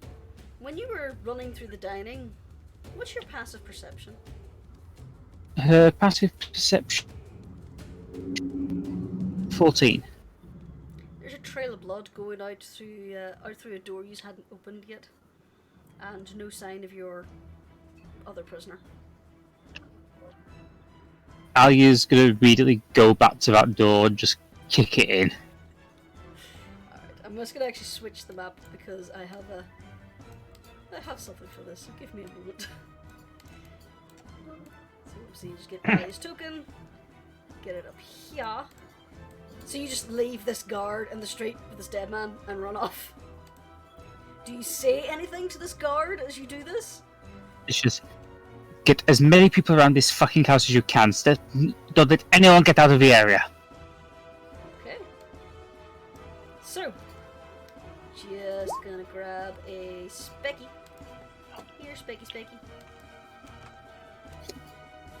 Oh, there already is a Specky down there. Never mind. So, Alia, this door is the door that is now open, and the little blood trail is going just smeared from here. And it's going out the door. Right, I can't actually see anything, so... Oh, did I not open the door? I don't think you did. You should be able to get through there. You just... Nope. Outside. Okay. Right. So she can see him. I would say it's very easy. You follow just the little spatters of blood trails as you see him just desperately trying to, like, worm his way over, because he's still manacled behind his back, so he's just kind of crawling with his shoulders and his chin. It's like She slams him face first onto the ground. You are going to tell me everything you fucking know. I did already. He's just crying. She basically grabs the manacles. She grabs the manacles, hauls him to his feet, and basically pulls him back out into the alleyway. He's hamstrung. He can't really stand. He can't stand.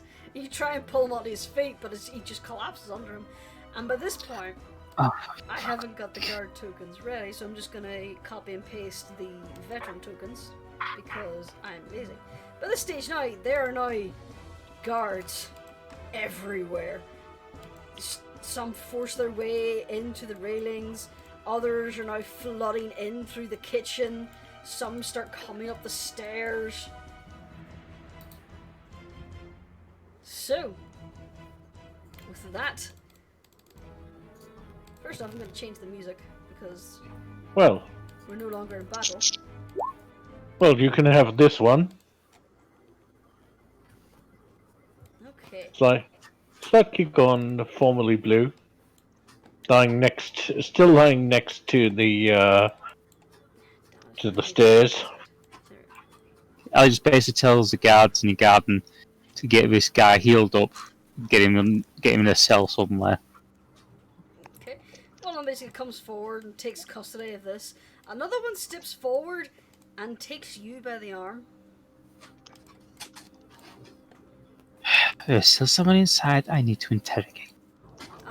Yeah, well, you're just gonna stay with me until we figure out what's going on then, aren't you? Is there anyone inside in immediate danger? No, the danger has been dealt with. Then you'll be alright to stay here and have a little conversation with me, yeah? Alia is just giving him... It's not a death glare, but it's that sort of look of, get your hand off me now. Roll intimidation.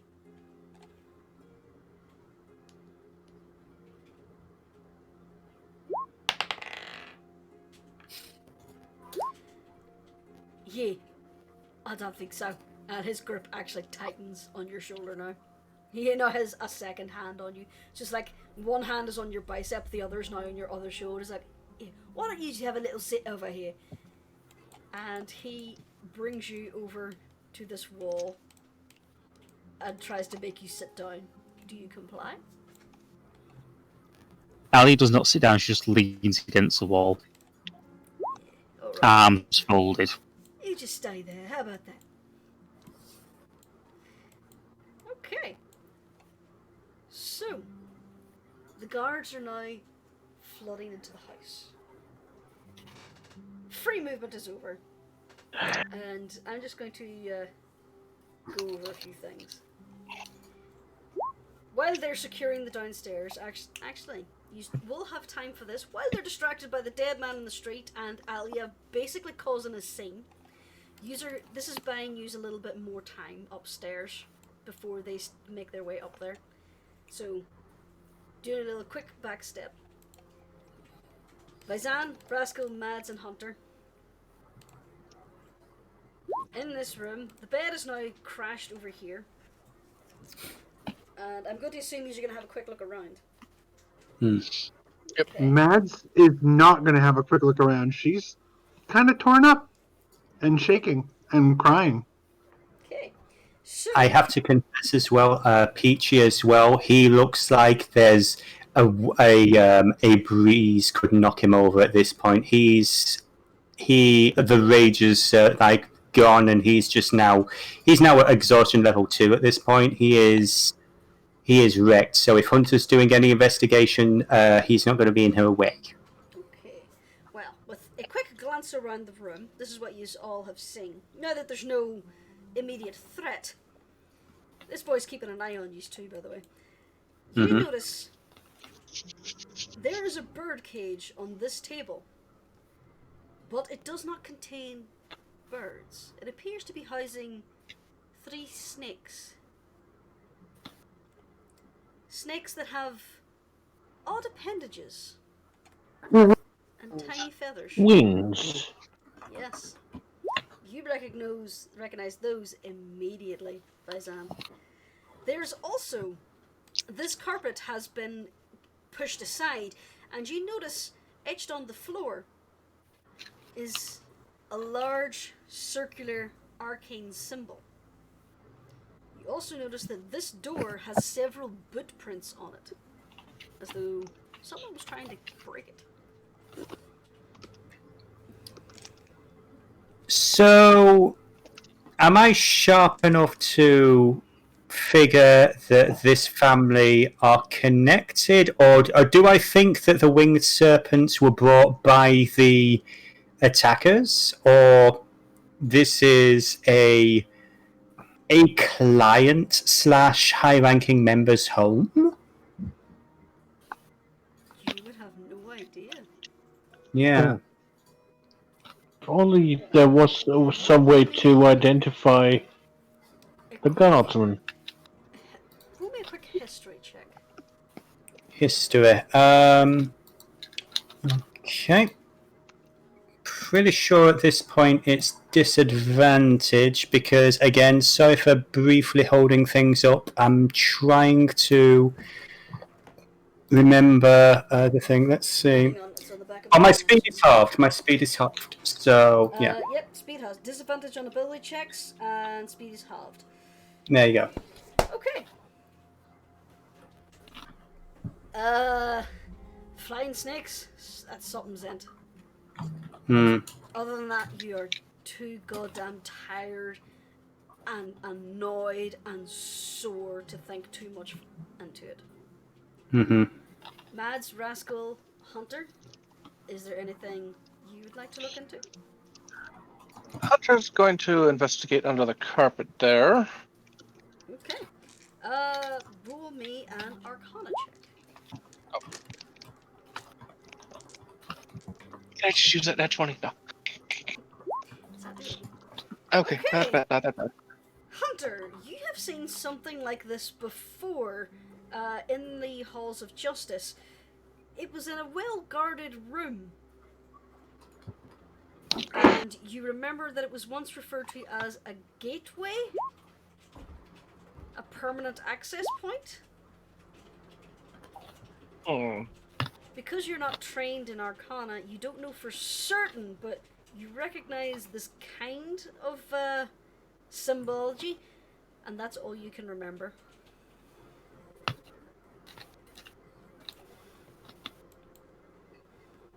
Alright. Just keep that in mind.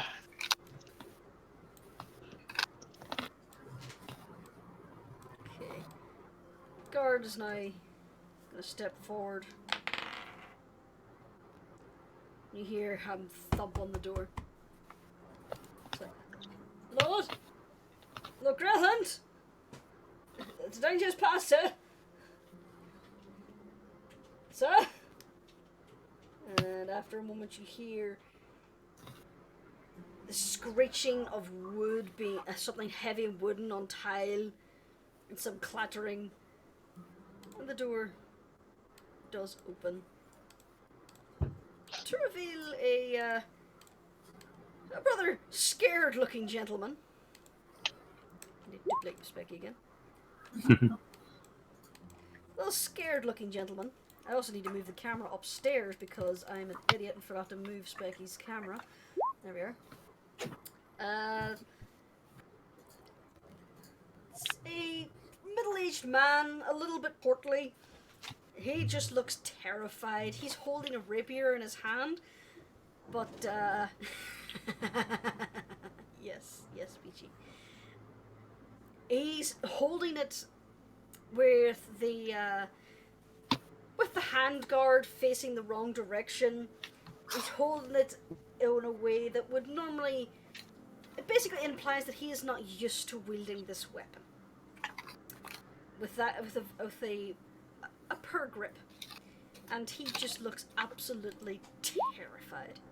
He starts looking around. He sees you guys, and he kind of like partially lifts up the rapier. Again, showing bad swordsman form. But the guy's like, that kind of helps. They helped. Alright. Where's my wife? In the other room, sir. They didn't get to... okay, we should probably... Yeah, cool. So the Lord's like, looks at you guys. He kind of gives you a quick polite bow. And then just hurriedly scurries away. Or is he like scuffed up, or is he like physically fine? He looks physically fine, just scared.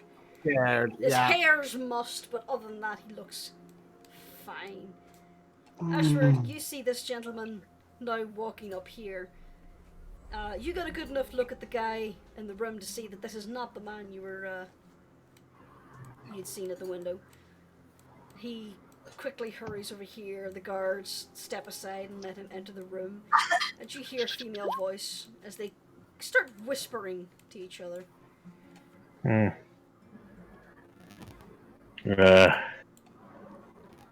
It's always the same situation, eh? Okay. So, in the span of that time, Ashford, you see... I'm just gonna duplicate these guards because I can't find these. Greetings, officer. You, stay where you are. Drop your weapon. I'd already sheathed it, but my hands are up in the air. Okay, so... How can I be of assistance? We'll do a little cutaway here. Everyone is basically rounded up. And you're taken, I would say, into the garden. I'm just going to move these all for the sake of simplicity. These are Mads, taken out. These are sorry, go ahead. separated from each other and questioned individually about what is going on. Oh no. So, you're basically separated out. And they start questioning you. Why were you here? How did you get inside? What did you see? What can you tell us about the men in black? So, yes, go on. Alia basically explains the whole situation that they were keeping an eye on the house until they could get a warrant to actually search the place to make sure that. Basically, she informs, gives them the full details of what's going on, including making sure to name drop Blastwind. That he was getting a warrant for them to search this place. They were keeping an eye on the place to make sure nothing got in or out. And it turns out something did get in. And out. Okay. So you lay out everything. You tell them that you encountered the guys downstairs. You killed the one who attacked you attacked. You captured one who's currently a gibbering mess in the corner. You helped dispatch 2 more and captured a third upstairs, or second upstairs. So you tell them all that. Yeah. Vaizan, what do you tell them? Again, he looks absolutely exhausted, and he looks like he's having trouble focusing. He basically explains that he's been awake for almost 2 days straight. First of all, he was, he was staking out the building.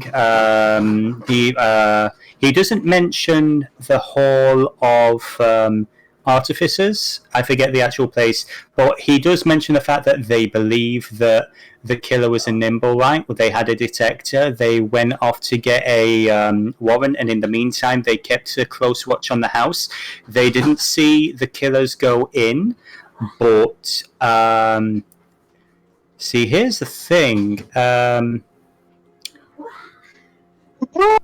Here's the thing. We don't know how best to put across the thing that we broke in. We heard a commotion outside. He's just going to say, we started to hear a noise, and so we broke in, and we saw the blood, we saw the dead child, and again, he'll just go through the whole sequence of events. And so Ali does mention that we did look in through the window and we saw... I can't hear what Ali is saying. I know, but Ali does mention that we checked a little closely, saw there was a problem inside, and rendered assistance. Oh no. So you're using the reasonable suspicion defense here? Okay. Oh no. Oh no. Faizan basically claims they heard a commotion. He came in to try and assist.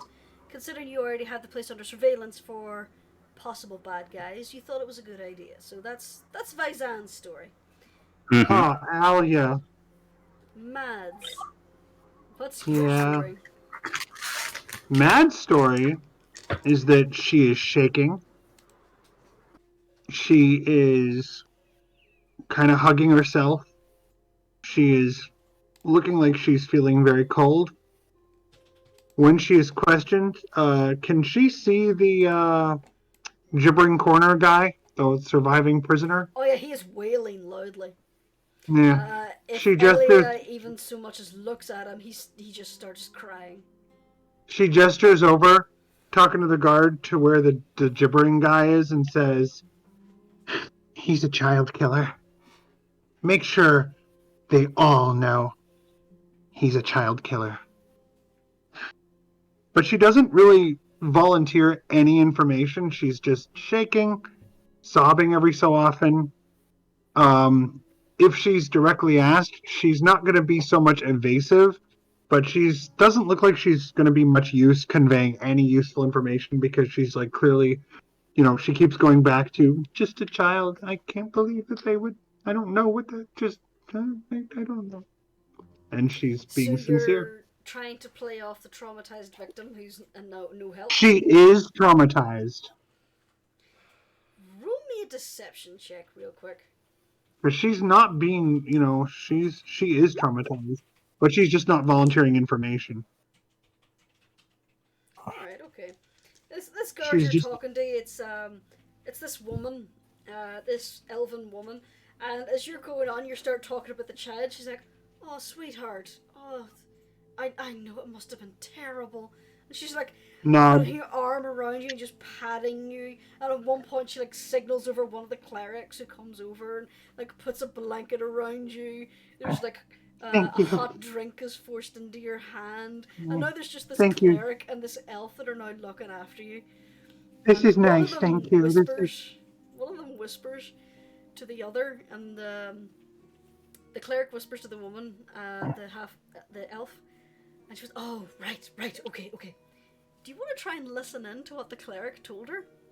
Yes. Roll perception. Boom! Okay, I'm just gonna whisper this to you. Oh no.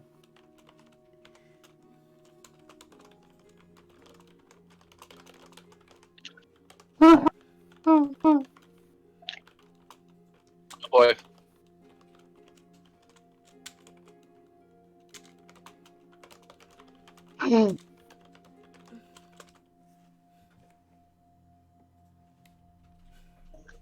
Oh no! Well, So you're just not getting a gentle pat on the back and just a Why is it that- reassuring rub. You know what Mads does at that? She answers back. Yes, I am. Oh, it's okay, sweet. They just sit you down on a wee stool and just give you a wee pat. Ashford, what do you The do? innocent people get interrogated. The serial killer gets a hot drink and a blanket. yes. You have a reputation in this city now. Yeah. Sorry, go on, Ashford. Oh, you want to hear this story? Well, as your colleagues probably already heard, we were involved in the search of a killer, a construct, and we were our research brought us to this house where we suspected the guy who was responsible for, Rascal Manor, the explosion outside. Yeah, we were on that trail, and we were keeping an eye on it. Unfortunately, at the time the commotion occurred, as far as I understand it, all I heard was we need help. I was on the front side over here. Didn't see originally the situation inside, but as soon as we stepped in, pretty soon one of the guys, the dead body in the dining room. He tried to turn me into a shish kebab, and yes, and we were trying to assist as much as possible. So you're claiming you heard a disturbance, and you made your way in to try and help. That is the state as it is of the situation. Yes. Okay. So you just takes your notes for that. Anything else you'd like to add to that? I hope you also got the guy on the first floor who was lying around, and the dead individual. The individual. Someone tried to jump out of the window. Don't know if he escaped or anything. Yeah. He hasn't seen. We've collected the corpse of that. Your handiwork was that? No. It was a massive accident. One of the others who were trying to assist was trying to pull him back in as he was clambering out of the window. It seemed. Yeah. All right. Okay. It was a massive accident. We would have preferred to capture this individual alive, and you would probably as well. Oh yeah. He accidentally fell a story from a building and fell on a javelin. What? Javelin? Not was it? No. A javelin? Where that? No, there was no javelin. Are you sure we're talking about the same guy? Let's just continue with what you say again. Let's go over a few more details about the man downstairs, yeah? So he basically backsteps you and starts asking you the same questions again. Just trying to clear up a few things. Okay. Doctor, what do you tell them? Pretty much what Vizan told them. Trying to again play the probable cause angle, seeing as we have two members of the guard. Okay. And what do you say was the reason you went inside?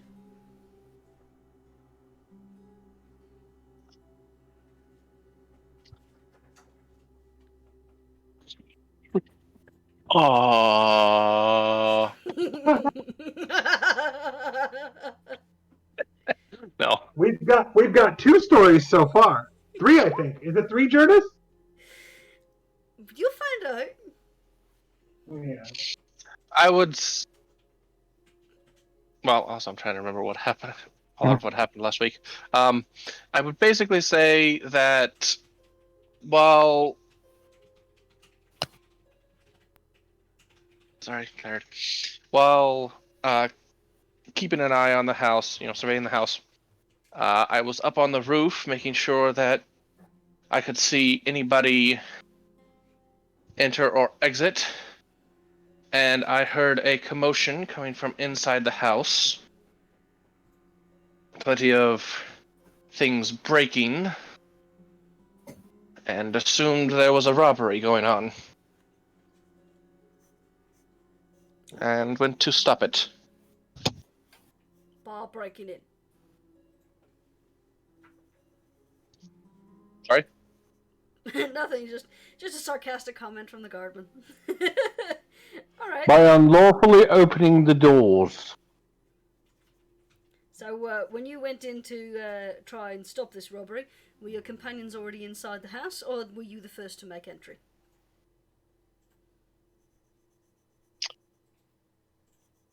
I'm trying to remember if it's for me. Were you guys? You can't ask us. We all went in around basically at the same time, but Hunter was the last one in. Matt is first. Yeah. Okay. And she went under the door as a gnat and then unlocked the door. I'm not saying what you tell them. Just that's. You said you couldn't remember what occurred. Yeah, I'm just long week. It's Probably okay. That's fine. scares That's the fine. fuck out of me. Yeah, don't worry. Well, I didn't hear them enter, but when I went in, they were already fighting the assailants. After, don't forget that Alia had told you to summon the guard as well. I would say you explained that you were the one who fired the flare. Okay. Just gonna quickly make a note here. Alright. And I assume that you tell them about being attacked and defending yourselves and helping the guards fight off the others? Yep. Okay. And lastly, Rascal. What do you I tell have the been guard? sitting here with my heart thumping the entire time. I do have one. One thing before Rascal gets interrogated, Jurnis, if it's possible. Mm-hmm. After Mads has been asking repeatedly to be put with Rascal. She has been pleading with them after her. Sorry. Sorry, just be back in a second. Okay. Always. I would say all the questioning is going on at the same time. So after you Okay. had your story, Rascal will probably be finishing off his, and Okay. I wasn't sure the timing. Thank so you. We'll see what Rascal says first, and then Yes. we'll go. 'Cause Yes. each of you have your own guard, except Matt, Yeah. who has a guard and a cleric who are comforting the poor woman. So Rascal, what do you tell them? So, Rascal just looks tired, like really exhausted, like it's suddenly hit him all at once, and he's clearly really agitated, especially as he's constantly rubbing the back of his left hand, which is where the slave sign is. So, he says, okay, here we go. We're here investigating a rogue Nimblewright that the House of Intrigued Hands wants dealt with, so it doesn't go back to them. You say this to the guard. Yep. Okay. Oh God! And We how were did you wait. know it was here? We have a detector. We've been tracking it all over the city. Do you show him the detector? Yep. Okay. Oh no! He asks you to demonstrate how it works. Rascal squeezes the handle and explains that the closer it is to the Nimblewright, the faster the umbrella spins and the louder the machine squeals. Okay, you hold up the detector and you give it a squeeze. As you're describing what it's supposed to do, the guard kind of looks at you, looks at the device, and then asks, "Does it take a while to warm up?" It does not move, it does not make a sound. Well, I assure you, it's moving a lot faster when we were patrolling around the area, especially earlier today. Alright, and when you suspected it was in this house, what did you do?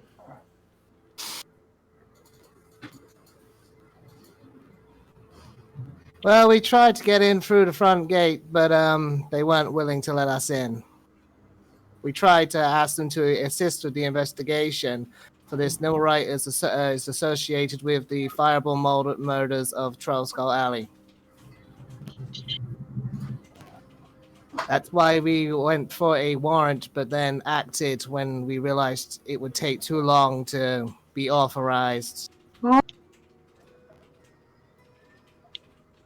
We couldn't let it get away and potentially harm anyone else.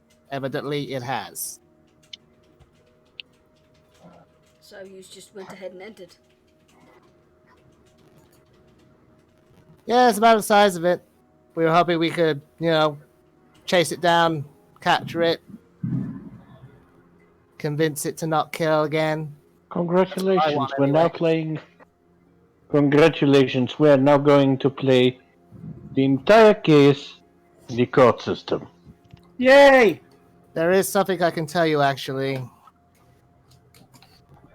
One of the captives mentioned that someone called Ursel wanted it dead.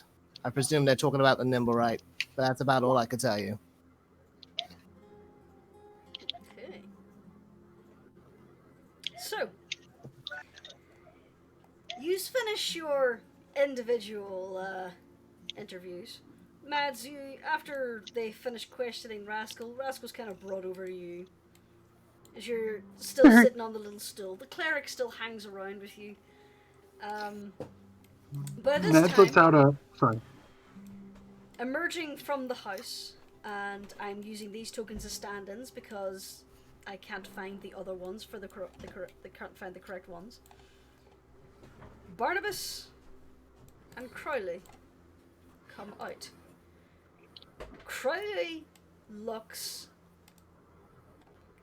like he's just been screamed at. His hair is messed, his face is red, he looks annoyed. And then he lays his eyes on Alia and he looks furious.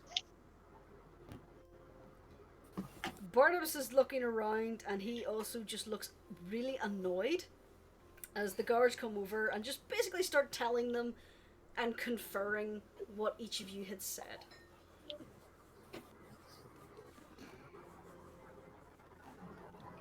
As you sit and wait. This is punctuated by a squealy shriek from Mads as she kneels down and hugs Rascal, or tries to hug Rascal again. She's flat out sobbing now.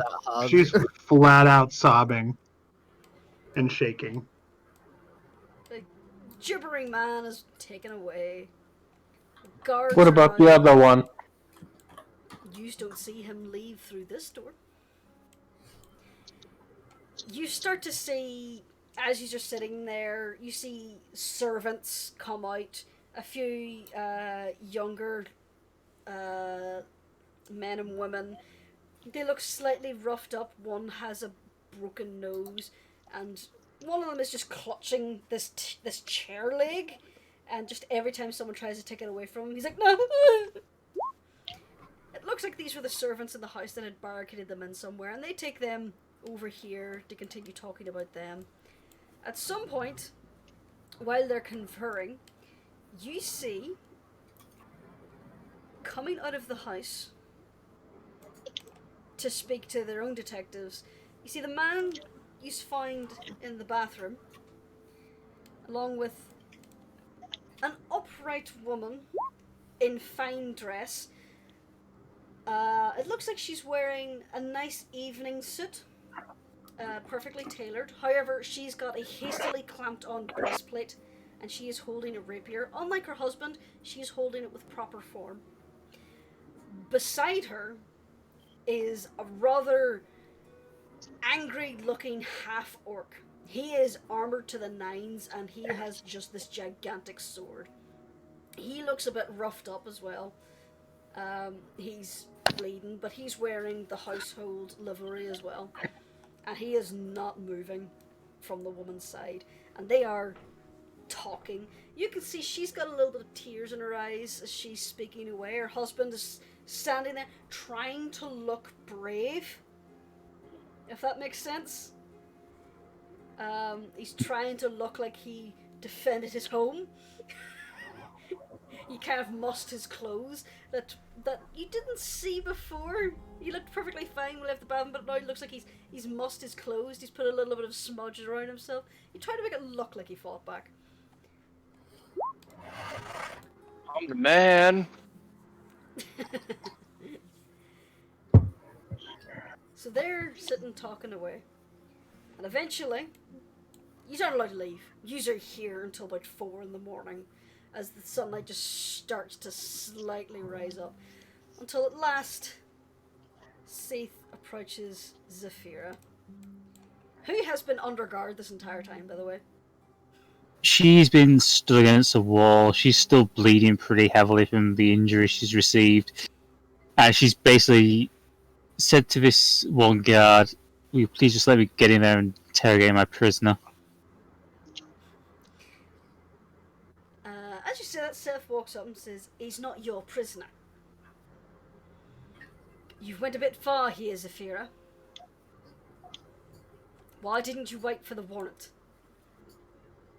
We did wait for the warrant.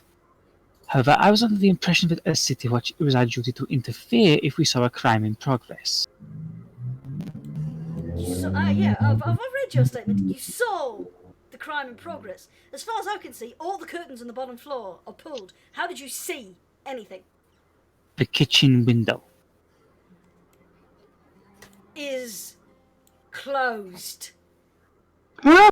You can't see through it, Zafira. Remember when I was going, oh no, oh no.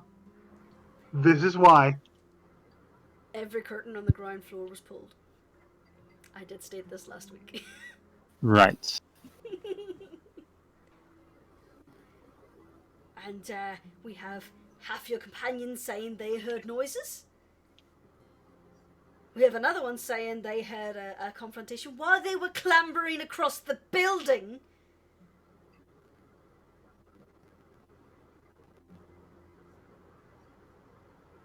Now, Barnabas, he told me that you sent your little tabaxi over looking for the warrant. Told us all about how you possibly found the nimble right. Talked to my guy. Your little detector, it doesn't work. Here, Zafira.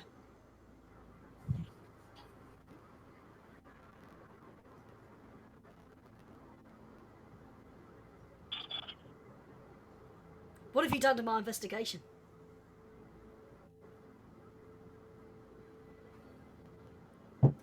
Oh my god. Is Sephi there? Yeah, I'm here. Oh, sorry. Alia is literally shaking with rage at this point.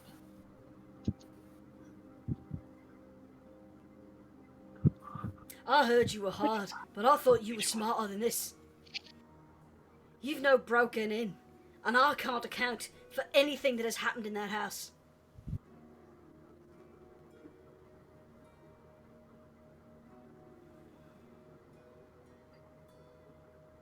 Chrissy. Yeah, Ali is literally just... She cannot speak. She's up.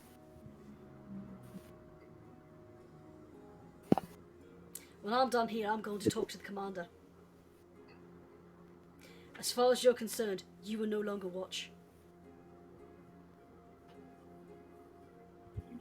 Consider yourself suspended from the force.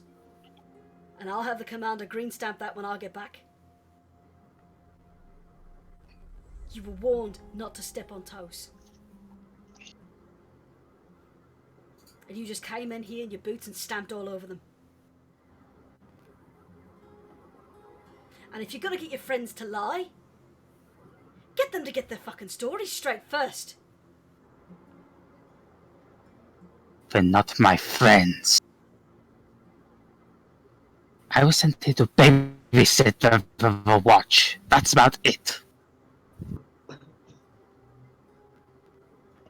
Hey, there's a lot of trouble happening around you, and you're inserting yourself in these investigations. I've had a little look into you, Zafira. There's a lot of people turn up dead around you. A lot of people that people don't tend to miss. So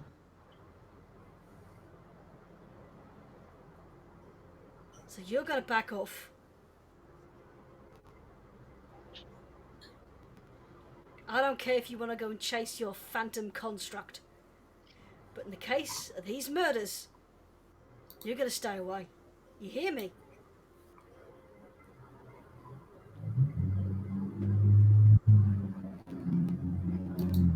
I want an answer, Zafira.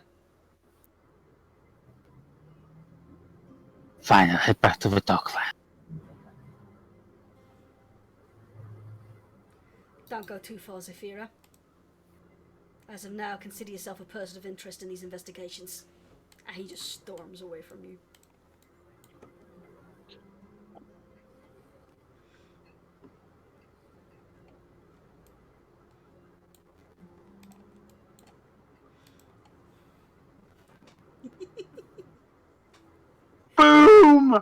my god.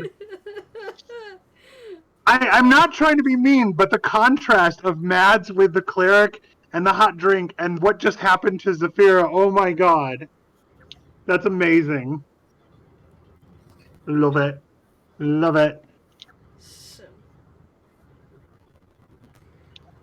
as you are, he's essentially now, this garden is full of people telling their stories. Anyone who has a passive perception of over 11, you're able to eavesdrop in. Yes. And Yes. you're able to gather in some details. Yes. I'm sorry. Okay. Suddenly something very... starting up there. Yes. By the way, that's been seized. Oh shit. Confiscated. No, fuck. Bollocks. Crap. So, what you have gathered is that the man who was upstairs, who jumped from the window, you are able to gather that his name was Urxel, and I need to quickly look up his surname. You know, 'cause I'm prepared. Urstel Floxen.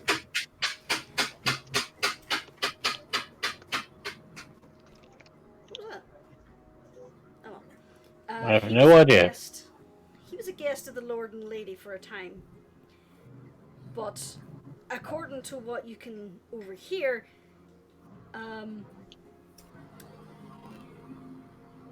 the household had been on lockdown in the last 10 days.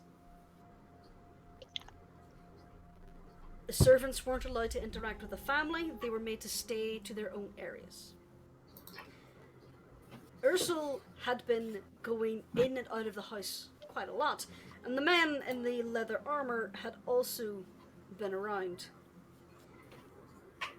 The guards, a few of them you noticed had been led away in manacles.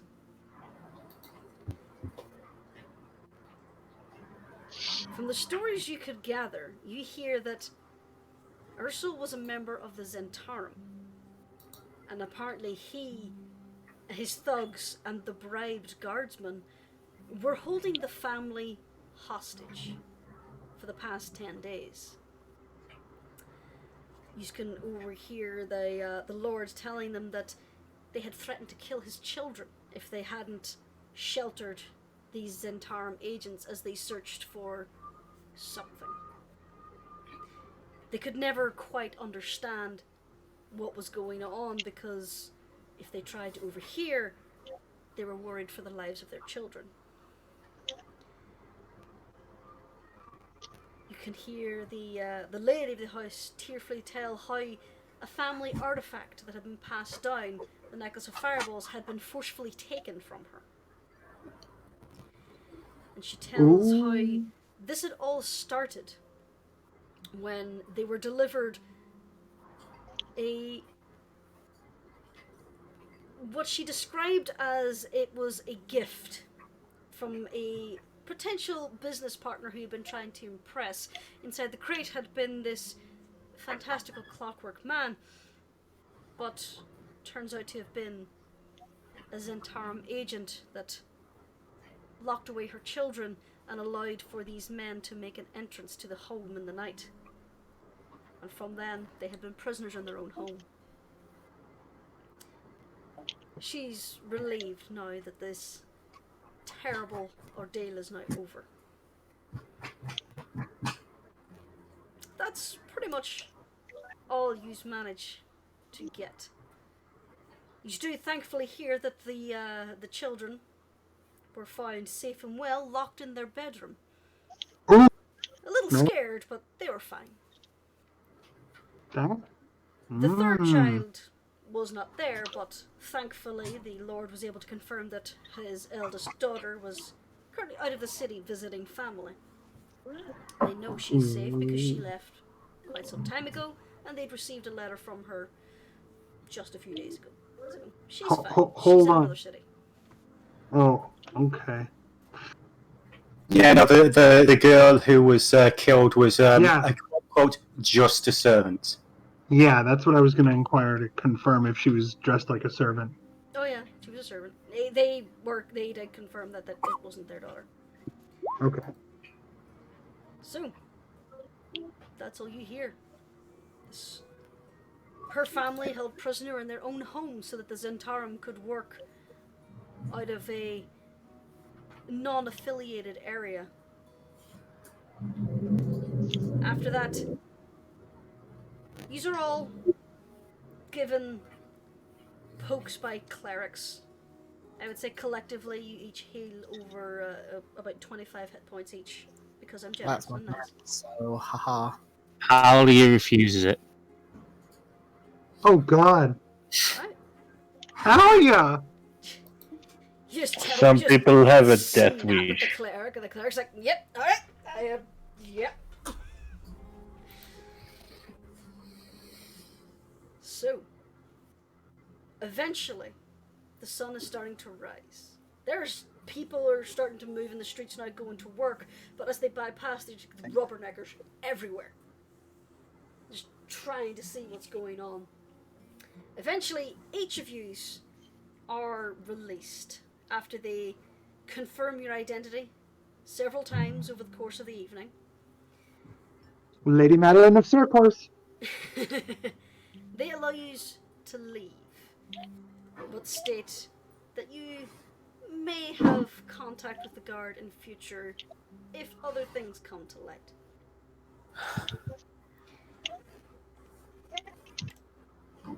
You are now standing in the street outside of the villa, still within the sightline of the guards. Where do you go?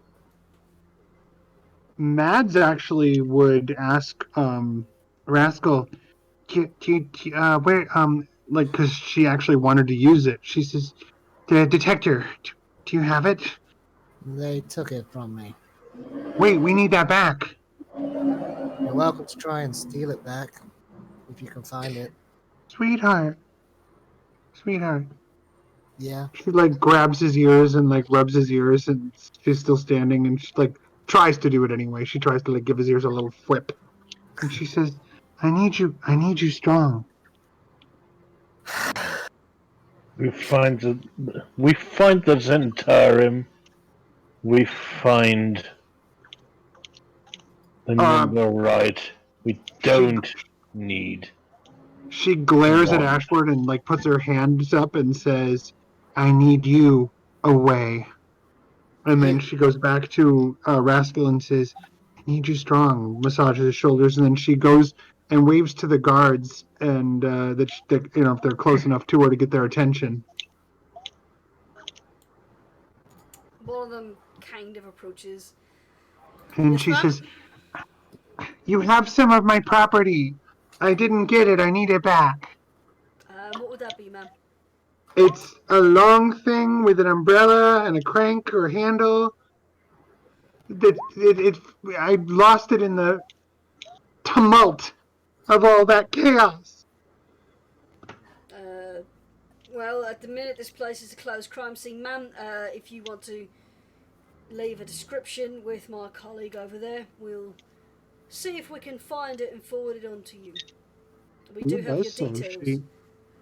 Yeah, thank you. I'm just a mess right now. And she gives the details to the other person and says, "I'm at Troll Skull, and I really need it back." Okay, as you describe it, one of the guards just kind of leans over and goes, "Oh yeah, I took that off the little guy. Yeah, that's evidence. We can't give that back. When can I have it back? When the investigation's over. When's that? When it's over." Okay. Thank you. I know you're just doing your jobs. I'm a detective, and I'm a detective, and I understand. Meanwhile, she has no idea if any of them if the word detective is even a word in Waterdeep. But she's like, "Thank you, I'm a detective," and she heads back to Rascal and then bends down to him and says, "Do you have any brillweed?" I don't even know what that is.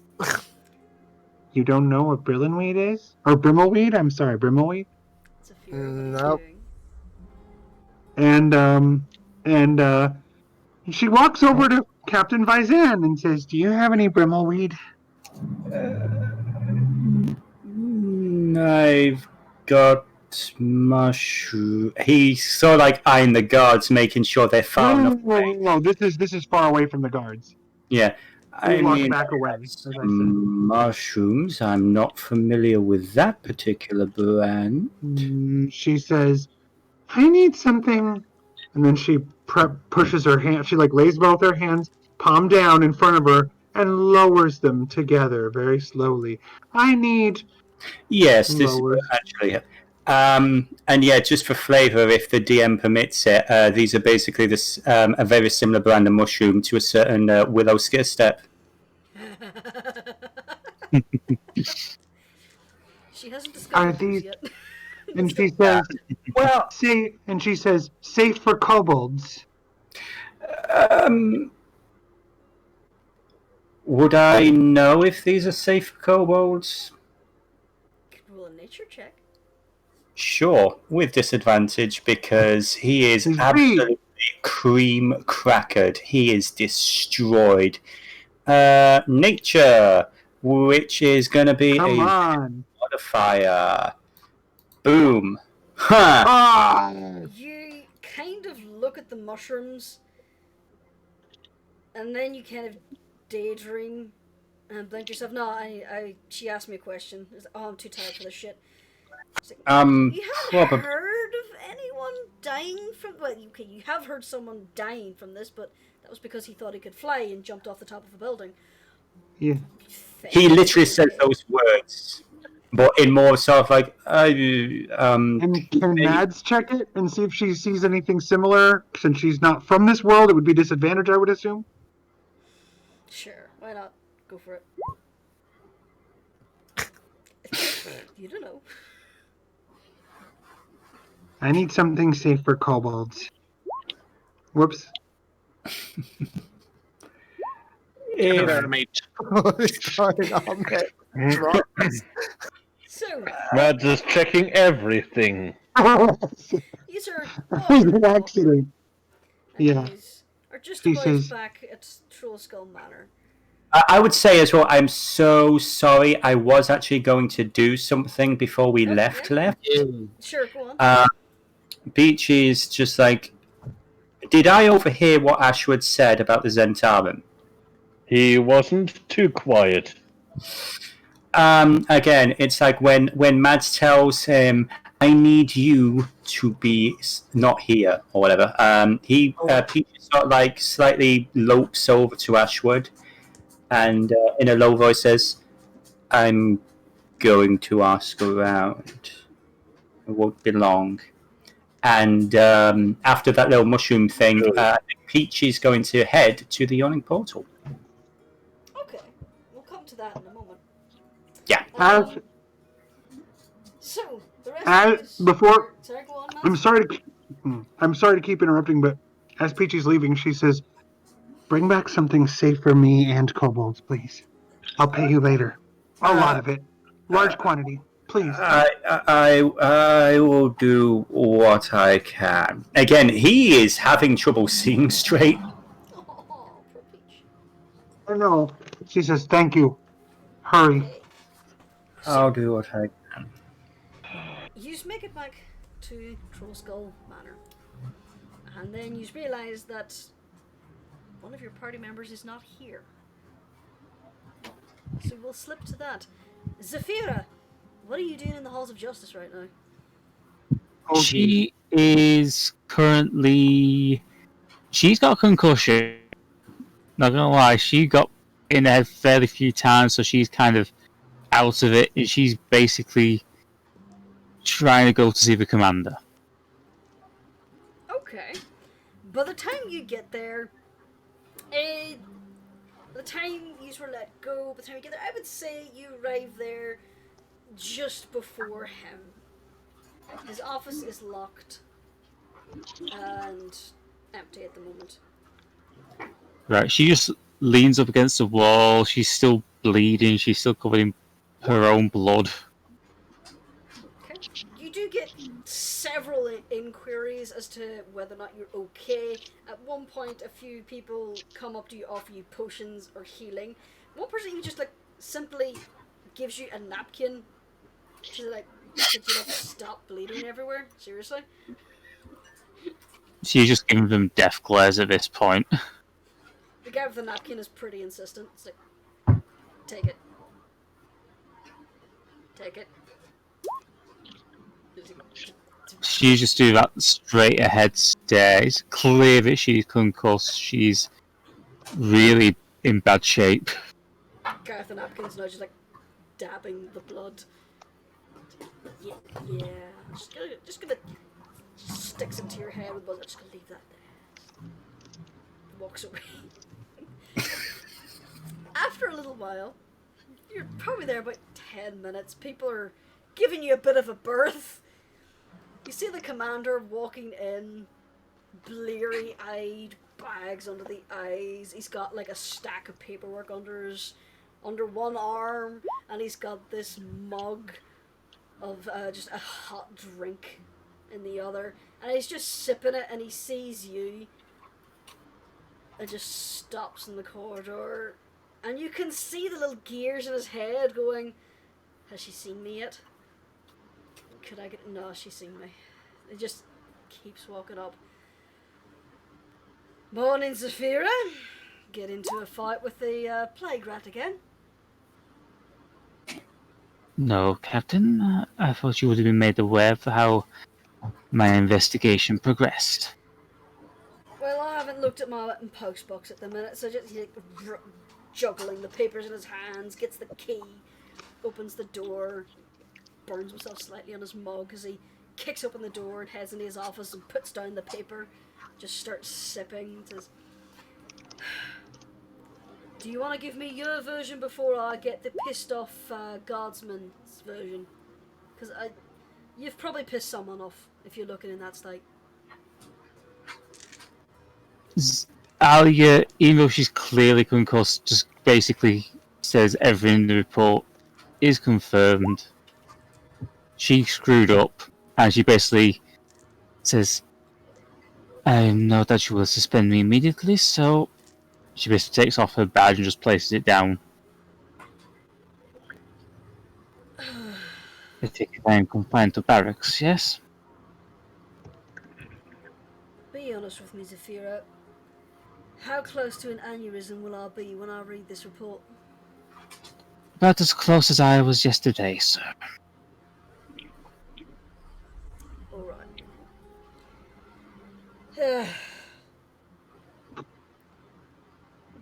You're hanging out with those ones, and that's still the troll skull, yeah? Yes, I was still assigned to babysit them, yes. Alright. Obviously, if I tell you to stay in your barracks, you're not going to do it. I tried last time, and you just went out the window. So... No, sir. I shall stay in barracks this time.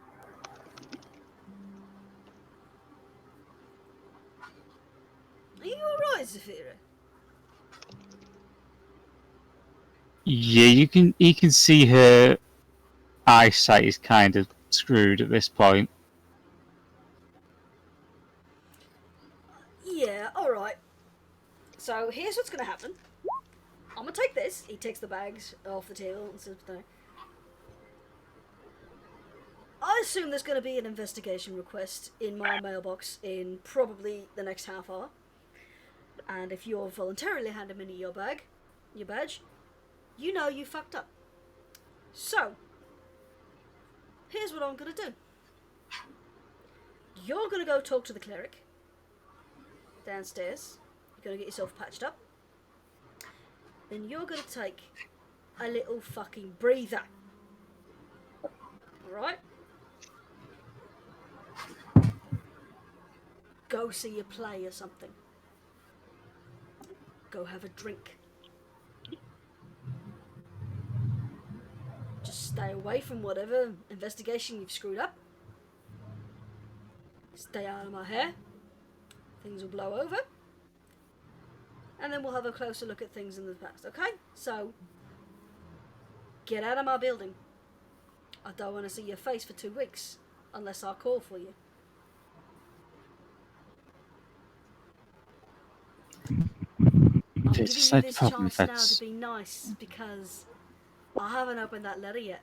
And when I open that letter, I'm going to be very angry. And I know I'm going to be very angry.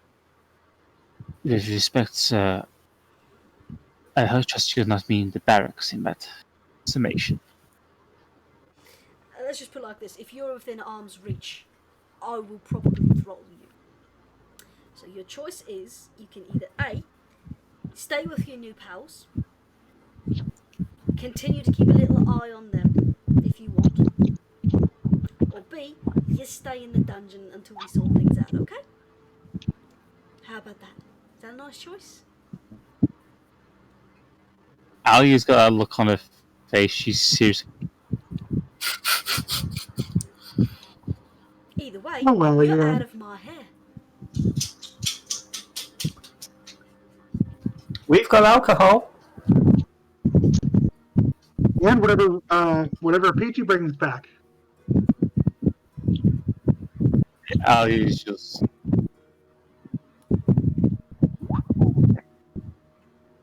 Yeah, she's seriously just considering this.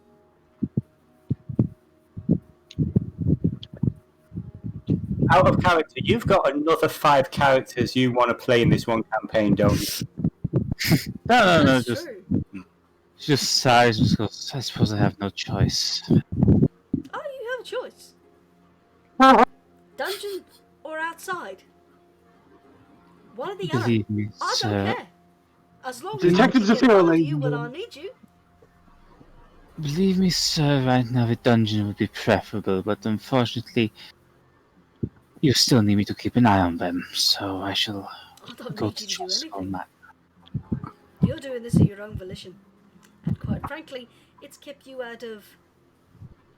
I was going to say out of trouble, but it really hasn't. It's kept you out of the usual amount of trouble.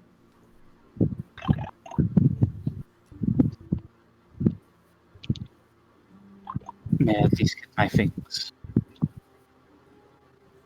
Feel free. Ali just turns and leaves at that point and just goes straight to her barracks Say room the and gets... cleric! Someone get a mop! He's blood everywhere, Jesus Christ.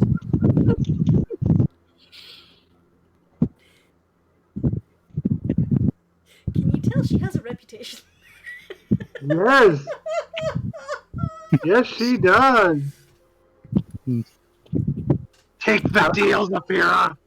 I was having flashbacks to every single, like, Dirty Harry, freaking loaded weapon, Mm, Was kind of The whole like that, thing. anyway.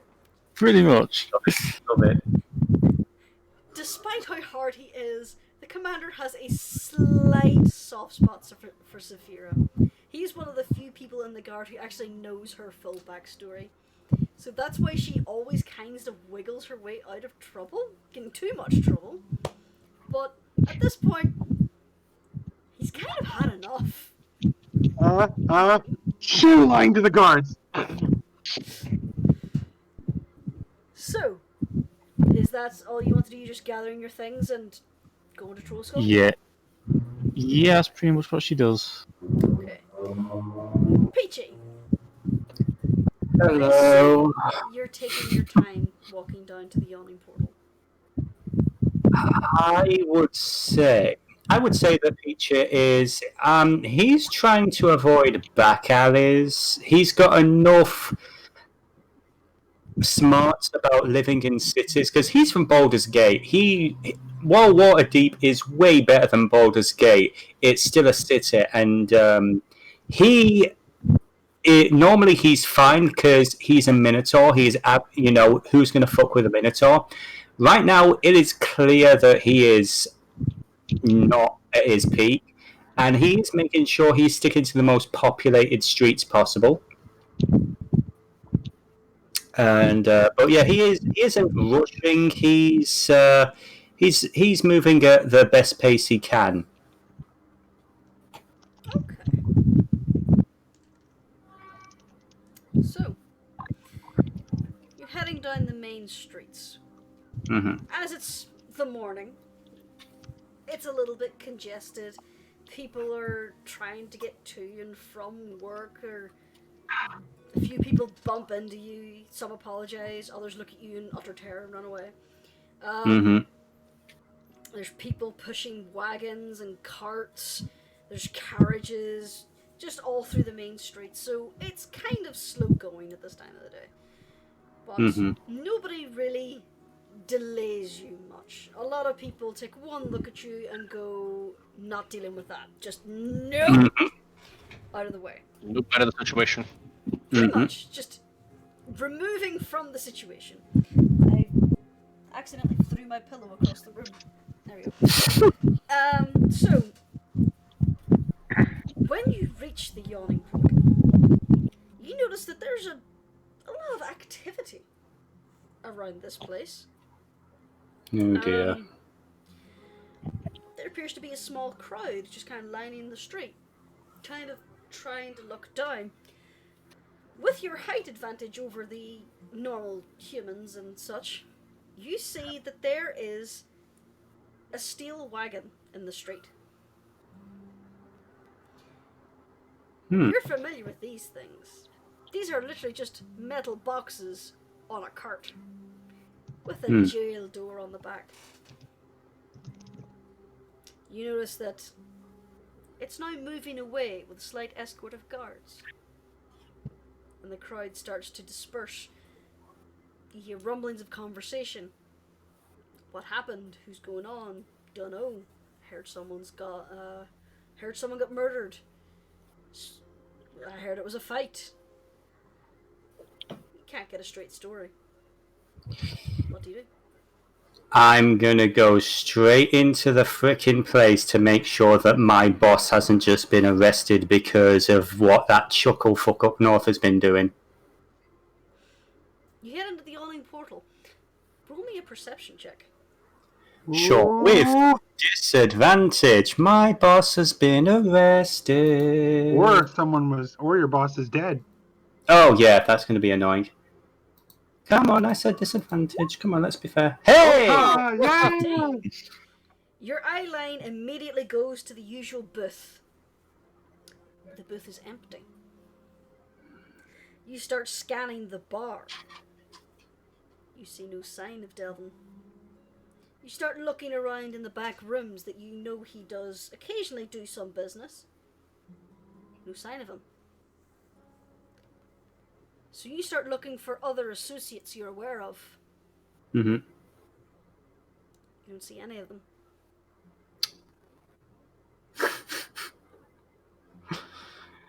Oh, this day gets better and better. Okay.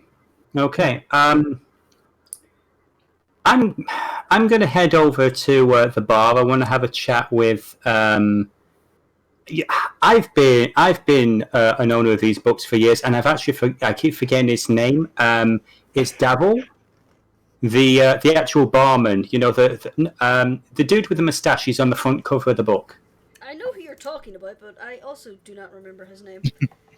Yeah.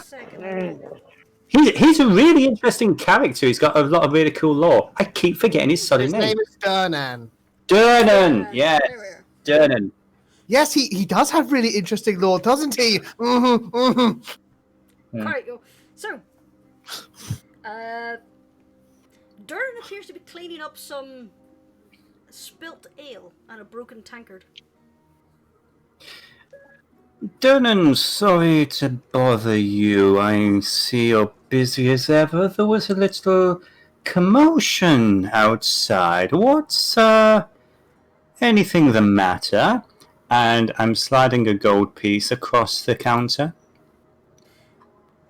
I don't know nothing. Straightens up and stretches his back, and he leans over, and he puts his arm ahead of him and puts his elbow on the table, and his elbow just covers over the gold piece as he leans in and says, "There was a bit of excitement here this morning. Apparently, the Black Network is in a little bit of trouble." What you have... I'm sorry, I'm starving. Would you have any more information than that? Well, they came and politely asked one of my regulars to come and have a polite conversation. Hmm. He went quite calmly. They didn't even put the manacles on him. Haven't seen Yigra anywhere. She wasn't about this morning. She normally comes in around this time, but haven't seen it yet. As If far as I know, were... it's just for a friendly chat. If I were to be looking for her, where would you recommend I be looking? And I'll slide another gold dragon across the table to his elbow. He just Rosie's memory lifts his very elbow fuzzy. and puts it over the new coin. Now, normally she has a room upstairs. She went out last night to run a little errand. As far as I know, she hasn't come back yet. I don't know suppose if she has it any would other be... residents in this town. It wouldn't be bad manners if I were to double check that she hadn't slipped in. You know the rules of the establishment, mate. I'll give you a little bit of information, but those rooms are sacred. Understood, and we appreciate that, we do. So, here's the thing, while I'm in the middle of this conversation, do I know of anybody else that I could get in touch with? Well, Delvin was your main contact. Yeah. He was the guy you always talked to. You've talked to a few other guys, but they would be considered goons who also answered to Delvin or answered to another Black Network commander who you haven't met. You know he works from somewhere just outside the city, and occasionally the groups interact, but you don't know who he is or who works for who. Yeah. The Black Network, there are a lot of agents who only really answer to their own cells. That's why Delvin was so concerned when you started mentioning possible Zentarum interaction with Yusho before. He didn't know if that was the actions of another cell, and he was trying to find out. He's paid the price. Well, thank you very much for the information, my friend. Well, here's a little something as a thank you.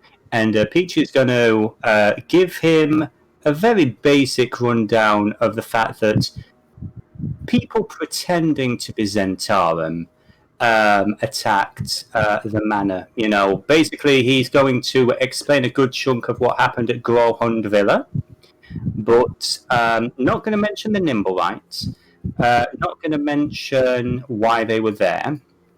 But just that, Peachy heard that these are people pretending to be Zentarum.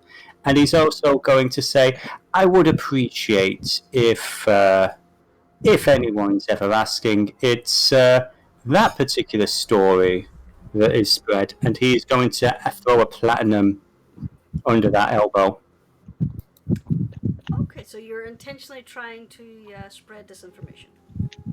Correct. Roll me a percentile dice. Absolutely. Come on. Okay. Oh, Okay. So he nods and just straightens up, and in a motion that you could barely see, the coins are gone. And he gives you a nod, and then looks at you and says, "Do you wanna maybe rent a room? You look a little rough, mate." Would you believe I was worse on my wedding night? Well, But I appreciate that. No, I need to I've do a met your little wife, bit. mate. I believe it. Yeah, I forgot. Yes. She does leave an impression. But yeah, Peach is actually going to see if he can procure. He's going to see if he can procure the stuff that Mads asked for.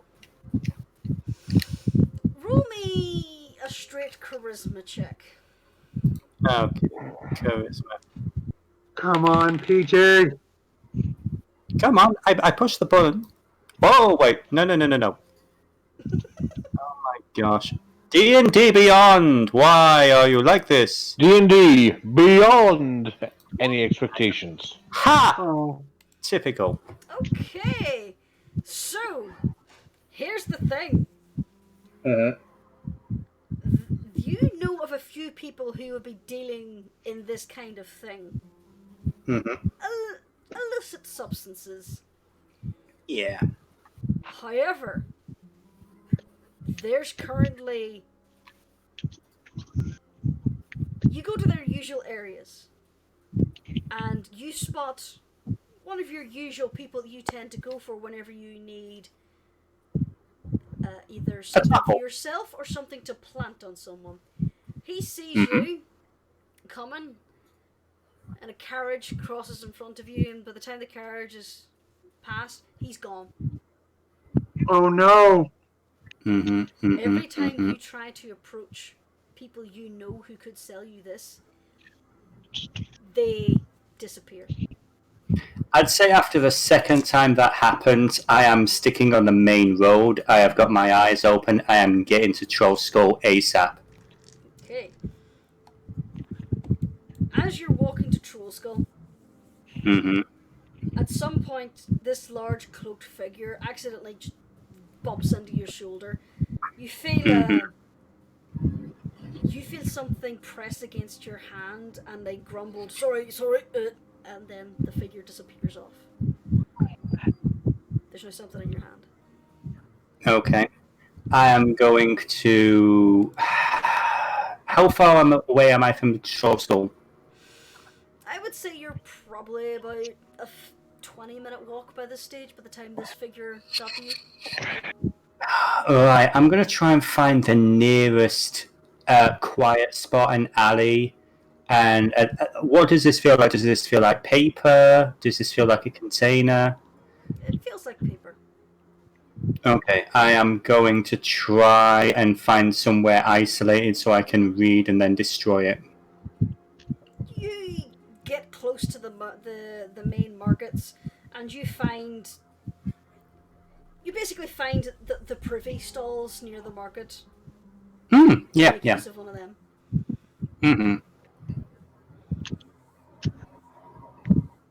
So you've got yourself a little bit of privacy, and you look in the paper. In the paper is the tiniest, fastest scribbled winged snake you have ever seen. And an almost hieroglyph of a mountain and an arrow pointing down. You know this symbol. This is a Zentarum symbol that means go to ground or lay low. Tear it up, flush it, back home. Okay. So, I would say by the time Peachy arrives, it's mid-morning-ish. Trollskull Manor is almost entirely complete with its renovations. The only things that are left is the outside landscaping, which there's a few druids outside doing that now, digging up the dirt, replacing it with good soil, putting in plants. There's a gentleman waiting outside with a wagon full of kegs. And he seems to be waiting for someone to sign his invoice so he can deliver this wine and ale. Does anybody accept? I'm sure will. If you didn't, I would have. Okay. So I assume these are all just sitting in the front room. Zafira looking pissed off as all hell with a bundle under her arm. But, so, this delivery man and his minions start bringing in, well, minions, that's a bad connotation, hired help. They start bringing in The official kegs, term is bringing it hireling. down into the basement. Some of them start bringing in crates with bottles and start filling in your wine racks. There's most of the activity to get your establishment is now done. We have like full hot and cold running water in facilities, right? Yeah. Well, we do have running cold water. We can put it on the stove and make it hot. Well, I You was do trying to have figure out if access we have to- like places to get cleaned up. You Yes. have access to well water, yes. You do have privies and bathrooms available. They're all done up and worked. Good. Before you left the house yesterday, you heard a halfling complain how hard it was to unclog one of your upper privies. Oh no. For all intents and purposes, you are now ready to open, except for the lack of staff. You Yes, have we need to. 3 days remaining to pay off the remainder of your balance. Go. Mads actually took Rascal aside when they got in, the minute they got in, ran him upstairs, and they both got cleaned up and have, I would assume that there's been enough time for them to both get cleaned up and come back down. Oh, okay, you come back down, then I'll not bother dragging you upstairs. So, yeah, I would say No. you take some time to clean yourselves up. Yep. Actually, Rascal would like to go to bed. Well, yeah, Mads would follow along then.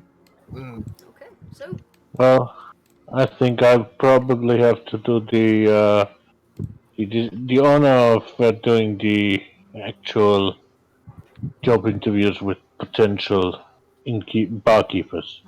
Yeah, that sounds like something you'd be good at, Ashford. Yeah, Alia is just. She did not bother going to see the cleric. She's still completely banged up. She just cleaned herself Oh up. yeah. You go get some rest.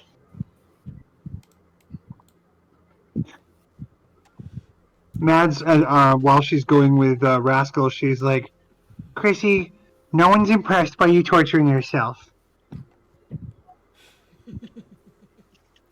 By the way, you can clearly tell that Ashwood is A, not bothering with the Spanish accent, and B, tired as hell. I will be back in a moment. Feel free to discuss amongst yourselves. Just relax for a night. My gosh. Chrissy, look, we've all had a really terrible time. But I'm sure we all stuck to each other's stories and we all were consistent in what we worked out. And I'm sure that everything will be fine. So let's just all rest up when we can start again in whenever.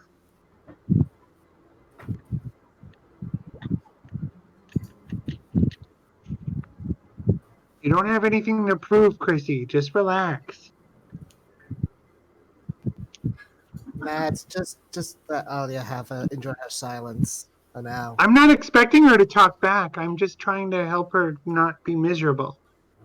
I don't want any of us to be miserable. This is supposed to be exciting with like opening a new place. We had a really bad time. I just want things to be. I don't know. Is the captain back yet? No, he is not, but he should be back in a bit. I just. Just to say, is this fireplace? Is this fire in, or is it? She's not there. Well, the DM isn't here, so I would say it's up to you. Yeah, I think it is because she said everything was all up except for the staff. Yes. Alia just gets up, walks around to where the fire throw something in, and then just head for the stairs. That's better. Just forget about the past. Just let everything be for right now. That's all that matters. I really hope the captain gets back soon. Come on, Rascal. Okay.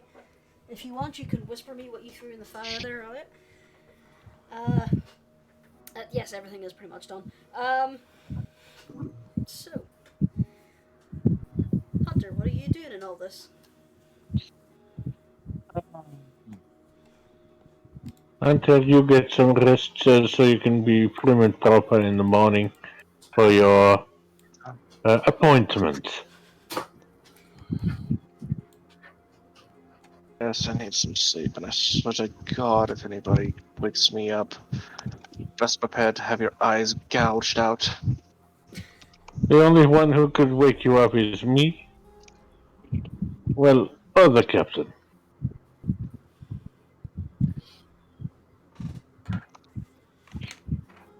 So Hunter's gonna go upstairs and go to sleep. Yeah, the stairs are over there. But okay, so I'm just gonna pull you over here for now. Oh no, I'm in limbo. Ah, Also went upstairs. I'd, I would I'd say say as at this Hunter trudges upstairs, grumbling, Captain Vizan returns. Captain, hi. Hello. Yes, I'm sorry. It looks like most of the stores are closed. I don't know. I'm not much of a healer, but at the very least, you can have these. He basically hands Mads a peachy-sized handful of the mushrooms, and he takes the rest for himself, and he just shoves a couple in his mouth, and he starts heading towards the stairs unless anyone stops him. Nope. I No. don't think. I think even Ashwood looks at him with a look of pity right now because Vizan looks like he's been through hell and back. Yeah. Come on, 2 Rascal. points of exhaustion. Yes. So is this is the door for the stairs? Yes. Yeah. And so yeah. Lucy's screaming at the wall for some reason. Give me a sec. She knows what's there. Oh, I just had it's such a weird thing, but I just had a flashback to that video I shared with you guys right before you crashed for the night. That woman who did the entirety of Cats in 12 minutes. Oh, yes. Oh. I'm stuck in this bag. You're a mean lady. Yeah, for some reason, Lucy goes and screams at the toilet door, thinking we're in there when we're actually over in the office. Oh, bless her. Her cat is senile, or she associates that's where she can scream and will pay attention to her. Oh, bless her. And Mads tries to lead Rascal back to the bedroom. Yep, he goes. Hi, sweetheart. And so we go to bed. Okay. And she says, Rascal, I don't know how it works with kobolds. I'm going to have one of these. And because I forgot it with Vizan, could you roll me a quick intelligence check? Intelligence check. Yeah, with advantage. With advantage? So, just a straight roll. Yeah, okay. Is Intelligence. this something that is pertinent to your background? Okay. Yeah, sure. He's tired! Okay. With the context of the notice you were given, you now know why the dealers were avoiding you. Mm-hmm. The Black Network is apparently under scrutiny, so they don't want to be seen with you for now, in case you're being watched. Mm-hmm. So, just in case. Yeah, I'd figured that much out. So, but yeah, whether I assume he would have at least got that. So yeah, he's just going to munch on a mushroom, and he is literally going to impact the bed with a thump, and he is going to be out for a while. Okay. Rascal and Mads do the same. Yep. Yeah. Mads takes the mushrooms though, and she says, "I don't think they're bad for you. Are they be bad for you? I mean, I don't know these. It's up to you if you want to risk it." And I would assume it's like a depressant. It's Is a that accurate? psychedelic. Oh, okay then. Yeah. Oh, this isn't what I told the captain I wanted. She wanted downers, man. Why would you want to feel down right now? I was going to say, yeah. I I can answer that.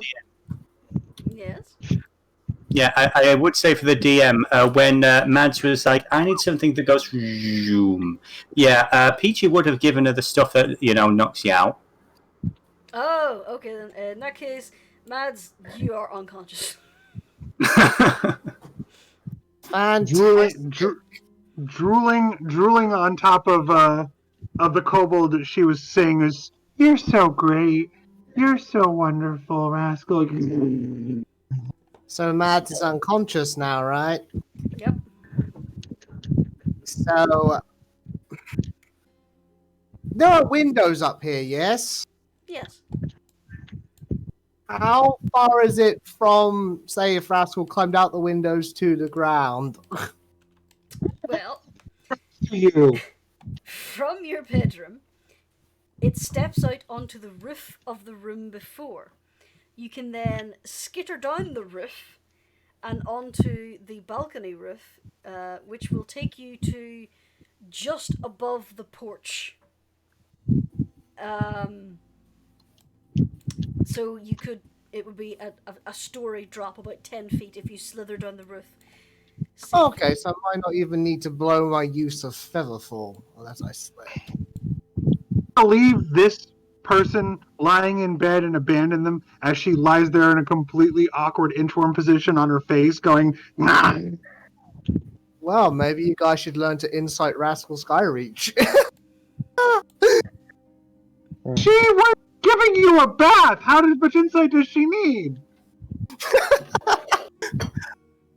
Well, you didn't say it. She was talking soothingly to you. I know, but he's just been kind of tired, listless, and deadpan. He was barely paying attention the whole time. He was like, what, not looking into the water and nothing else. I told you in private, D. He has one thing on his mind and one thing only. Yeah, I know. That's why I didn't do an insight. So, Jurnis, Yep. Rascal's going to spend some time writing a letter in his journal. He's going to tear it out and leave it folded up on top of the opera program, which he's going to leave on the bed. Could you indulge me and give me a handout?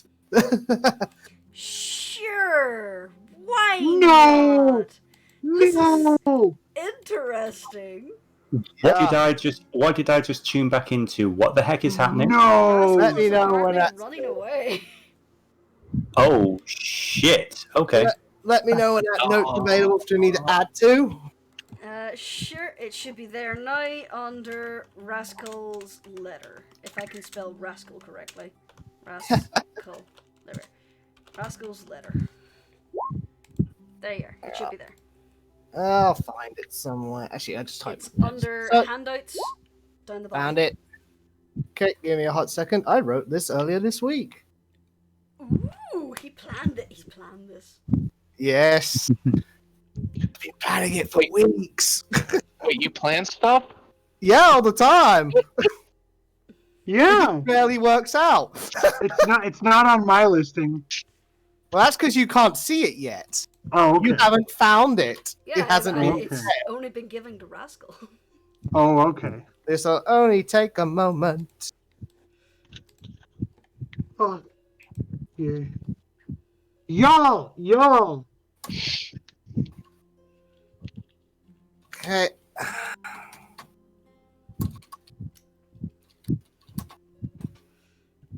I Just personally say, think you have to roll an athletics check to get out from under Mads.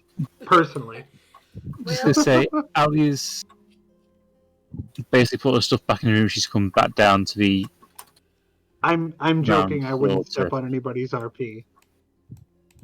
She's basically go back down. She's stoking the fire, basically. God, woman, go to bed. Okay. oh yeah, what did I tell you? So, yeah, Rascal would like to try and escape the tavern, basically. And he's going to go looking for a nimble right. Oh. He's going to look in every alley he can find because it fled the scene. It's probably more banged up than ever before. It's hiding. He may not have a detector, but he's still going to go looking for it because he's got to find it before the watch can. Because the party didn't seem to care if it lived. The watch certainly isn't. He's not going to care how many points of exhaustion he takes. Ma- He's going to look for that thing till he drops. Mads told you she cares. So, Yeah, but Rascal, he knows that you care because you care about him. That's exactly right. Yeah. Rascal, you squirm your way out of the window. Mm-hmm.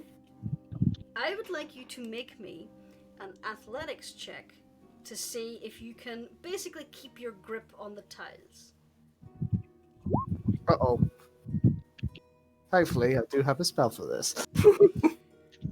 You step out and you carefully close the window and you shimmy out and you start to back away down the thing and immediately slip and just Yeah, no, Featherfall. Are you hearing something? I write myself an hand of grace. Yous are on the ground floor. Yous don't hear anything basically tumbling down the roof. So, you roll, you start to fall off the edge, Featherfall, and you are now gently floating down to the ground floor on this side of the tavern. Alright. Just gonna bring Oh, viewer. So you gently reach the ground. mm. And I take it you just take off. Yep, he's taken off. Okay. So, I'm just going to pull you to the city map for a second. You are currently in the North Ward, Yep. Troll Skull Manor. Oh. Where do you want to begin your search? Because that is where you are going to spend the next 24 hours.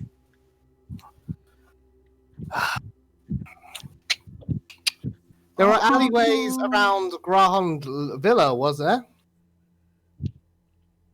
I dragged the villa, not the marker. There we are. Sorry, what was that? Yeah, what were the alleyways like around Graham Villa? There were a few alleyways, but that's mostly upper class residents, and right now that's crawling with city guard. Okay, so they're likely to find it.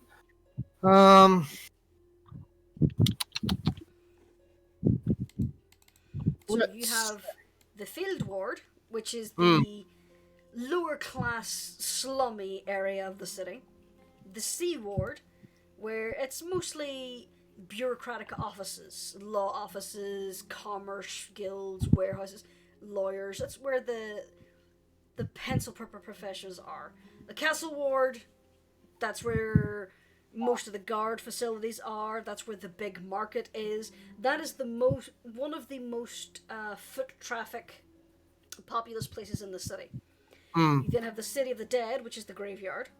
Yeah. You have the Trade Ward, again, which is full of shops, businesses, very few residences, but that is just rife with warehouses, back alleys, places that there's not a lot of foot traffic. You have the South Ward, which is the more lower class housing. That's a lot of tight, cramped houses, lots of alleys down there. And then you have the Dock Ward, which is mostly warehouses, customs houses, shipyards, docks, piers, ships.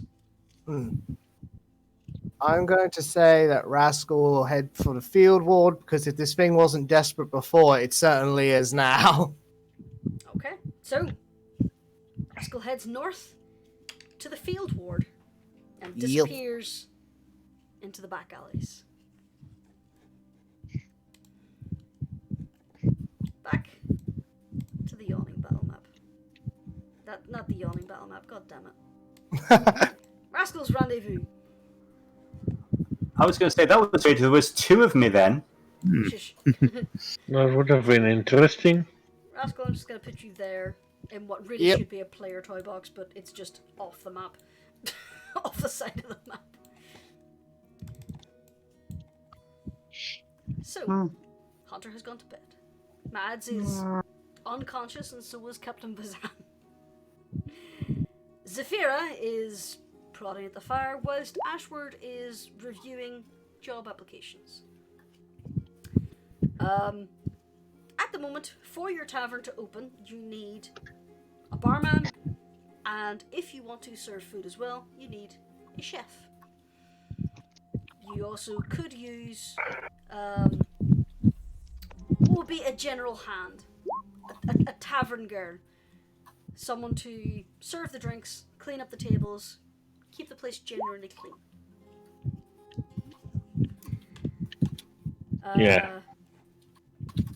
Just give me a quick moment. I didn't actually have this prepared because I didn't think you'd get to this week. At the moment, the question we only is... have the applications for the barman at the moment. Yes. They basically promise to deliver what else you have. You have applications from a dwarven gentleman called Brian Bronstout. At least it's not Brian Blessed. Brian Bronstout. He claims to have had experience in another establishment that the owner had sold and had closed up. He claims to have roughly a decade of experience behind a bar. His previous management closed, which is why he's applying here. You also have a half-orc lady. Her name is Yigra. Hang on, I'm making a quick note of these before I forget, so bear with me. Don't you worry about it. You have Yigra the Brewer. Her application basically states that she worked on basically a brewery.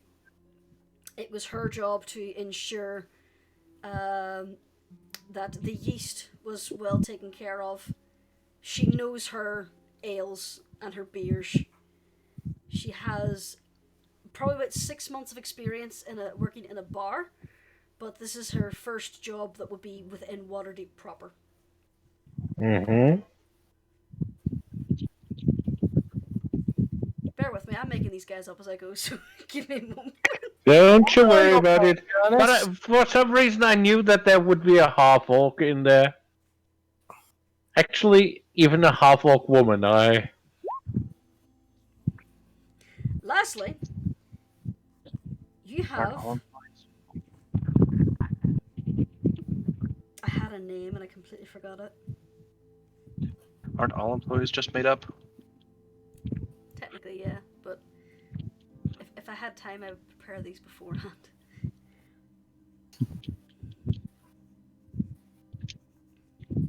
That's okay, we Jurnis. go in, we put on a fake face, And lastly, you answer have them. Gordain. Gordain is a Loxodon and claims to have had 40 plus years experience working in and around breweries, taverns, inns, and alehouses. Why would they want to join up with us? Something you could ask him in the interview. Basically, what you were given is just their name, their previous experience, and essentially a checkbox to see whether or not you want to talk to them for an interview. There's not a lot to go off on these. You were just given a list of names. Well, I was tempted to interview all three of them, actually. You could. Yeah, I'm going to interview all three of them. Also, Alia, nothing of worth. If you want it buried so much that you burn it, there is importance to it. Alia just continued to just stare at the fire.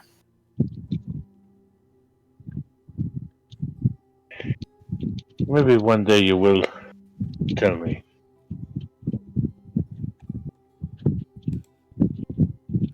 Anyway, I have to arrange for the interviews with these three individuals. Okay. So, you hand this list back to the wagon master. He was the one who gave you the applications as well. He is from the guild of the Brewers Guild, so he was the one who could give you the applications for the licensed barman. There we are. I swear my head's away with it. So you've basically given back your choices to say that you would like to interview all three of them. He's like, sure, we'll make an arrangement for you. Does tomorrow sound good? Do you want us to lay off? I think tomorrow will do just fine. Alright, I'll arrange it. Around noon, is that good? I don't know why this elf is now dwarven. Well, I was talking to his dwarven associate, who was coming up after all. After all, this dwarf came up after the other one, said, "You forgot all the papers, you idiot." So, basically asks is around noon good for you. Yeah, I think that'll do. Alright. So, it gets you to sign the invoice for the delivery. You now Sure. have a fully stocked tavern. Well, Those gentlemen wish you a good day and head off. So the wine rack behind the bar is now full. So are the keg barrels. There's also several dozen other crates and bottles and kegs downstairs. So when you get a barman in, you could open. But you still have the 3 days to pay off the remaining debt. yeah. Ashwood sits at the bar and lets his head drop onto the bar top. Thump. Yep.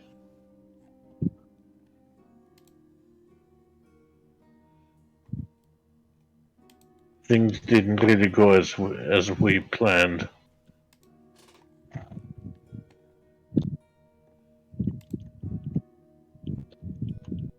Alia appears to be ignoring you.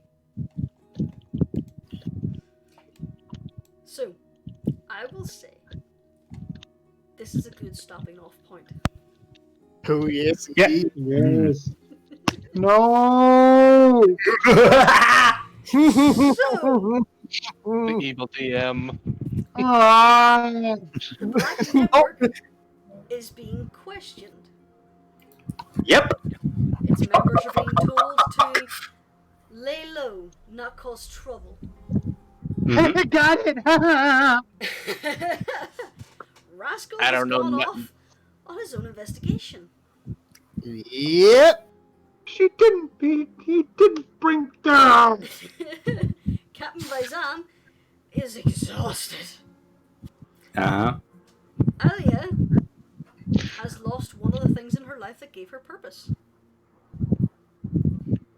Ashward just seems a little stressed and confused and annoyed about the current situation. Hmm. And you're all persons of interest to the ongoing investigation. Anything I can do to help, officers? Things are going well. On the plus side, And tomorrow you get to interview your potential new employees, and that's when Hunter gets her date. Yay! It's going to be a fun episode with no drama and everything's going to be fine. Isn't that right, Rascal? Yes, of course. oh, I just get this. I just get this vision of Hunter out on her date, and something happens. She just grabs the dress, just underneath her adventuring gear, and she just pulls out her boat. Yeah. Mm-hmm. This is gonna be so sad. Yeah, the contents of that letter are going to be, yeah. Tugging on heartstrings.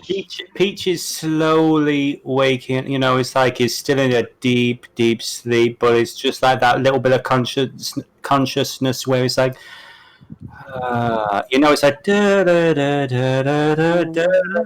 Captain. So, When I pop, Mm-hmm. all get a rest. It's probably around. It's still mid-morning, I would say, on the equivalent of a Friday, because we agreed that the date was on Saturday. So if you sleep now, you're essentially going to sleep through the majority of this day. pretty sure we know Mads is. Yeah. That's just gone. Yeah. You're going to be sleeping Oh, through the majority of this day.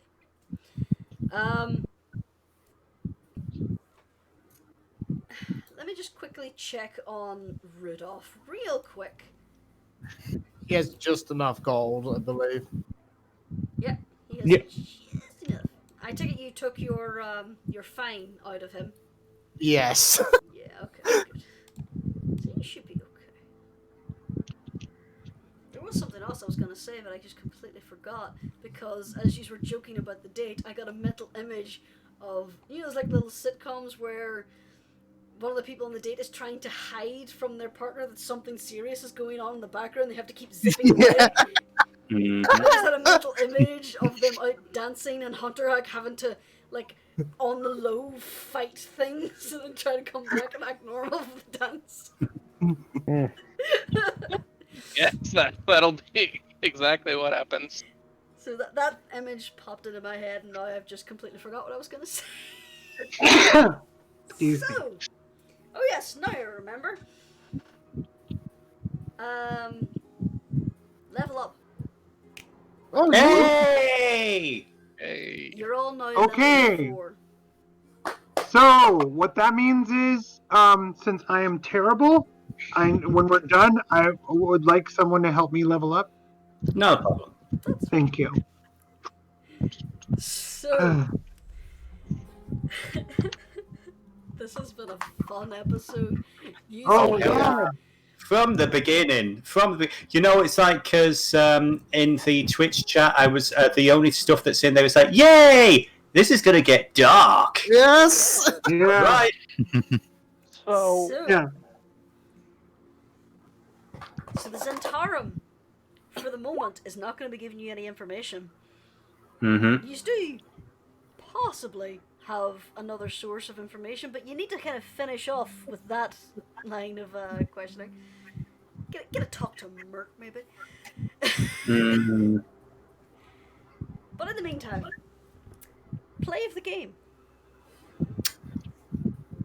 I have a vote, but it's self-gratifying. Everyone else being interviewed and Mads being wrapped in a blanket with a hot drink. I was very proud of that. Very proud of that. You have a That was reputation. People know who you are. Whether or not mean, that's a good thing remains to be seen. You are known. Let's put it this way. They're like, oh, we get it. Yeah. And treated like a queen. No, you were treated like a queen. No. My personal vote for the play of the game would be, oh, he wants to go out the window, does he? Let me help. Oh yes. Oh, he wants to get away, does he? And Forgot about that. No, that's playing the game without a question. Thank you so much, Kubur, for reminding me about the whole inspiration thing, because otherwise that would have been another problem. It's fine. Like sometimes I forget it. It's like they've really it's words are hard. It's a thing that College of Valor bards can do, but it's kind of like buried in the character sheet. So it's difficult to find. I completely forgot that was a thing. Yeah. I read through the Bard's colleges once, and then I settled on the College of Glamour, and now that's the only one I actually can remember. Because the College of Glamour is glorious, especially for Jurnis. To be honest, even I had forgotten that you can increase your hit dice. Instead, I thought you could only increase your hit probability. That's the way it usually works. Because he specializes in a combat bard, he can give you that extra buff. Yeah. Jurnis is a silver-tongued bard. She's good with illusions and fast talk. Her bardic inspiration will only help you with your odds. Rascal is a combat bard. He can help you with doing more damage. Yeah, but Jurnis, the character, she is very good at talking her way out of problems. I refer back to that attack with the giant dragon. And then she convinced the other people who were watching and got suspicious of her that she was bluffing the whole time. She fooled 2 people. That was great. Yeah. Like, I'm pretty sure there's 1.2. Dennis actually got really angry with me because I talked my way out of something that he had planned. And I talked my way around a challenge. But anyway. I can't remember off the top of my head, but yes. I'm going to say yes. I'm sure Seth has never experienced that.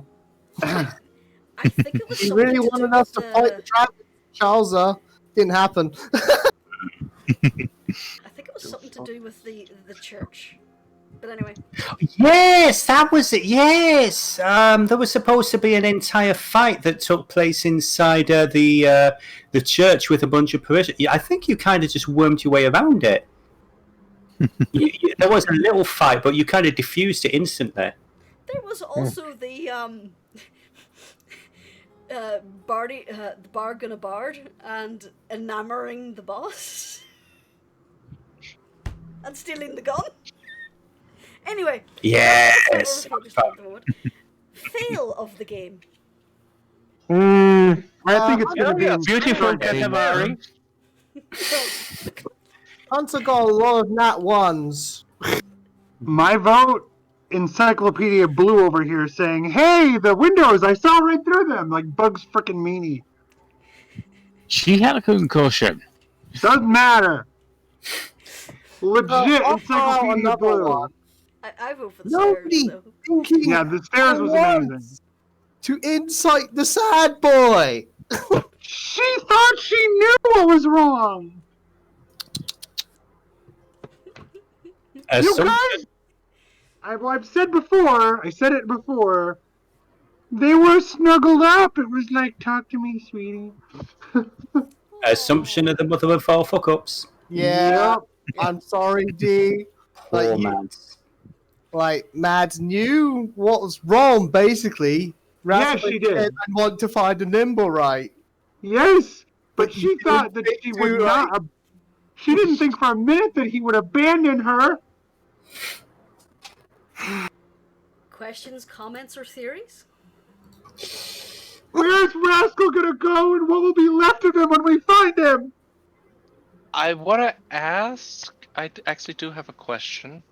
Yes. Were we by the module intended to fail, and the There machine thing get were away? many different outcomes for the module. regardless of how or what time of day you entered that house, that fight was going to happen. That is a plot point in the module that cannot be changed. That was set in stone. There were several different outcomes of what you could have done there. For one thing, you could have sided with the man who jumped out the window, or if you had talked to the lady or her husband before the guards came quicker than laid out in the module because you alerted them immediately. So they came quicker than they normally would have, so you didn't have time to look around. If you hadn't set off the flare, you would have had the better part of 20 minutes or so to talk to people, but you didn't get that. So you only have what you've overheard now at this point. That reminds me. Rascal still has a flare gun in his inventory. Did Isla take that back at some point? Or She did not. good. Yeah, I thought you'd That still might have be it. important. If Yeah. you have the body. Kobold in distress! Kobold in distress! Yeah. Just kobold noises. Oh, and Jurnis. You're not Jurnis. stealing that from Squish now. There you go. No reading Rascal's letter. No spoilers even for the DM. Too late. Damn it! Okay, well. Keep Wah, it. wah, wah. No. The DM always gets to know. That's just. I know. I can't stop her. Yeah, the If DM the is on. DM doesn't know, then situations like with me and Dryster and his other self appear. And Rascal grasped out the House of Inspired Hands. Fuck them. Yes. So this is going to be interesting. So, Fuck them. I think we'll end that there for now. So going down the list, we have... I can't Hello? find my list. There it is. Okay. A good night from D. DM.exe has crashed. Wait for our program to respond or close program. I'm tired. Okay, so it's going to be a good night from Mads, who's going to have a very rude awakening. Oh god, yeah, she's gonna flip. Uh-oh.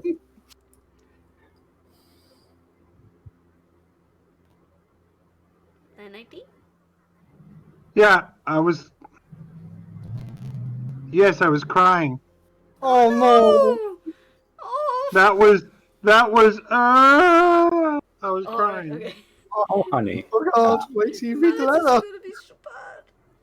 And I think it's going to be a 50-50 chance of whether she turns into a sobbing mass or murderous rage, so we'll see.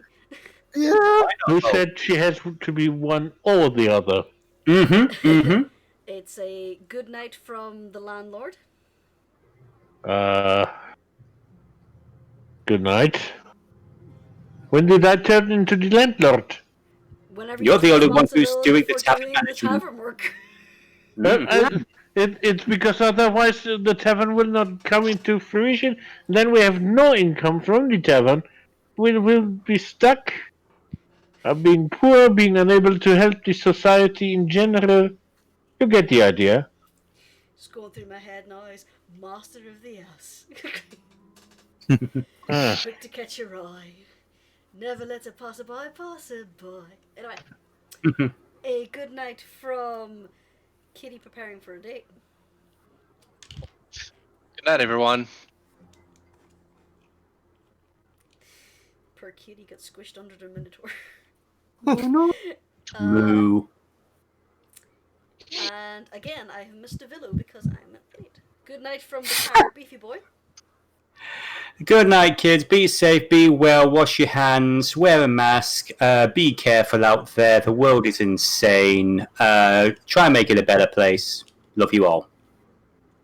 A good night from the runaway rascal. Good night, everybody. It's gonna be interesting next week, especially since I'm entering this situation in the worst possible circumstances. Because I will tell you, what my master plan was. I was hoping to get a good night's sleep so I can get spell slots back, and I had a spell list specifically prepared for this. But now I don't get that, and I have no spell slots at all. Literally, all I have now is the cantrip I get at level 4. So I better make it a good one. You could Yeah. either find somewhere to sleep in the street or spend a night on another inn. Nope, I meant it. He's not going to stop till he finds the Nimmerite. He will take as many points of exhaustion as it takes. There's only 6! And lastly, a good night from Renegade Cop at the lowest point. Night, night. Good night, everybody. Good night. Good night. Good night.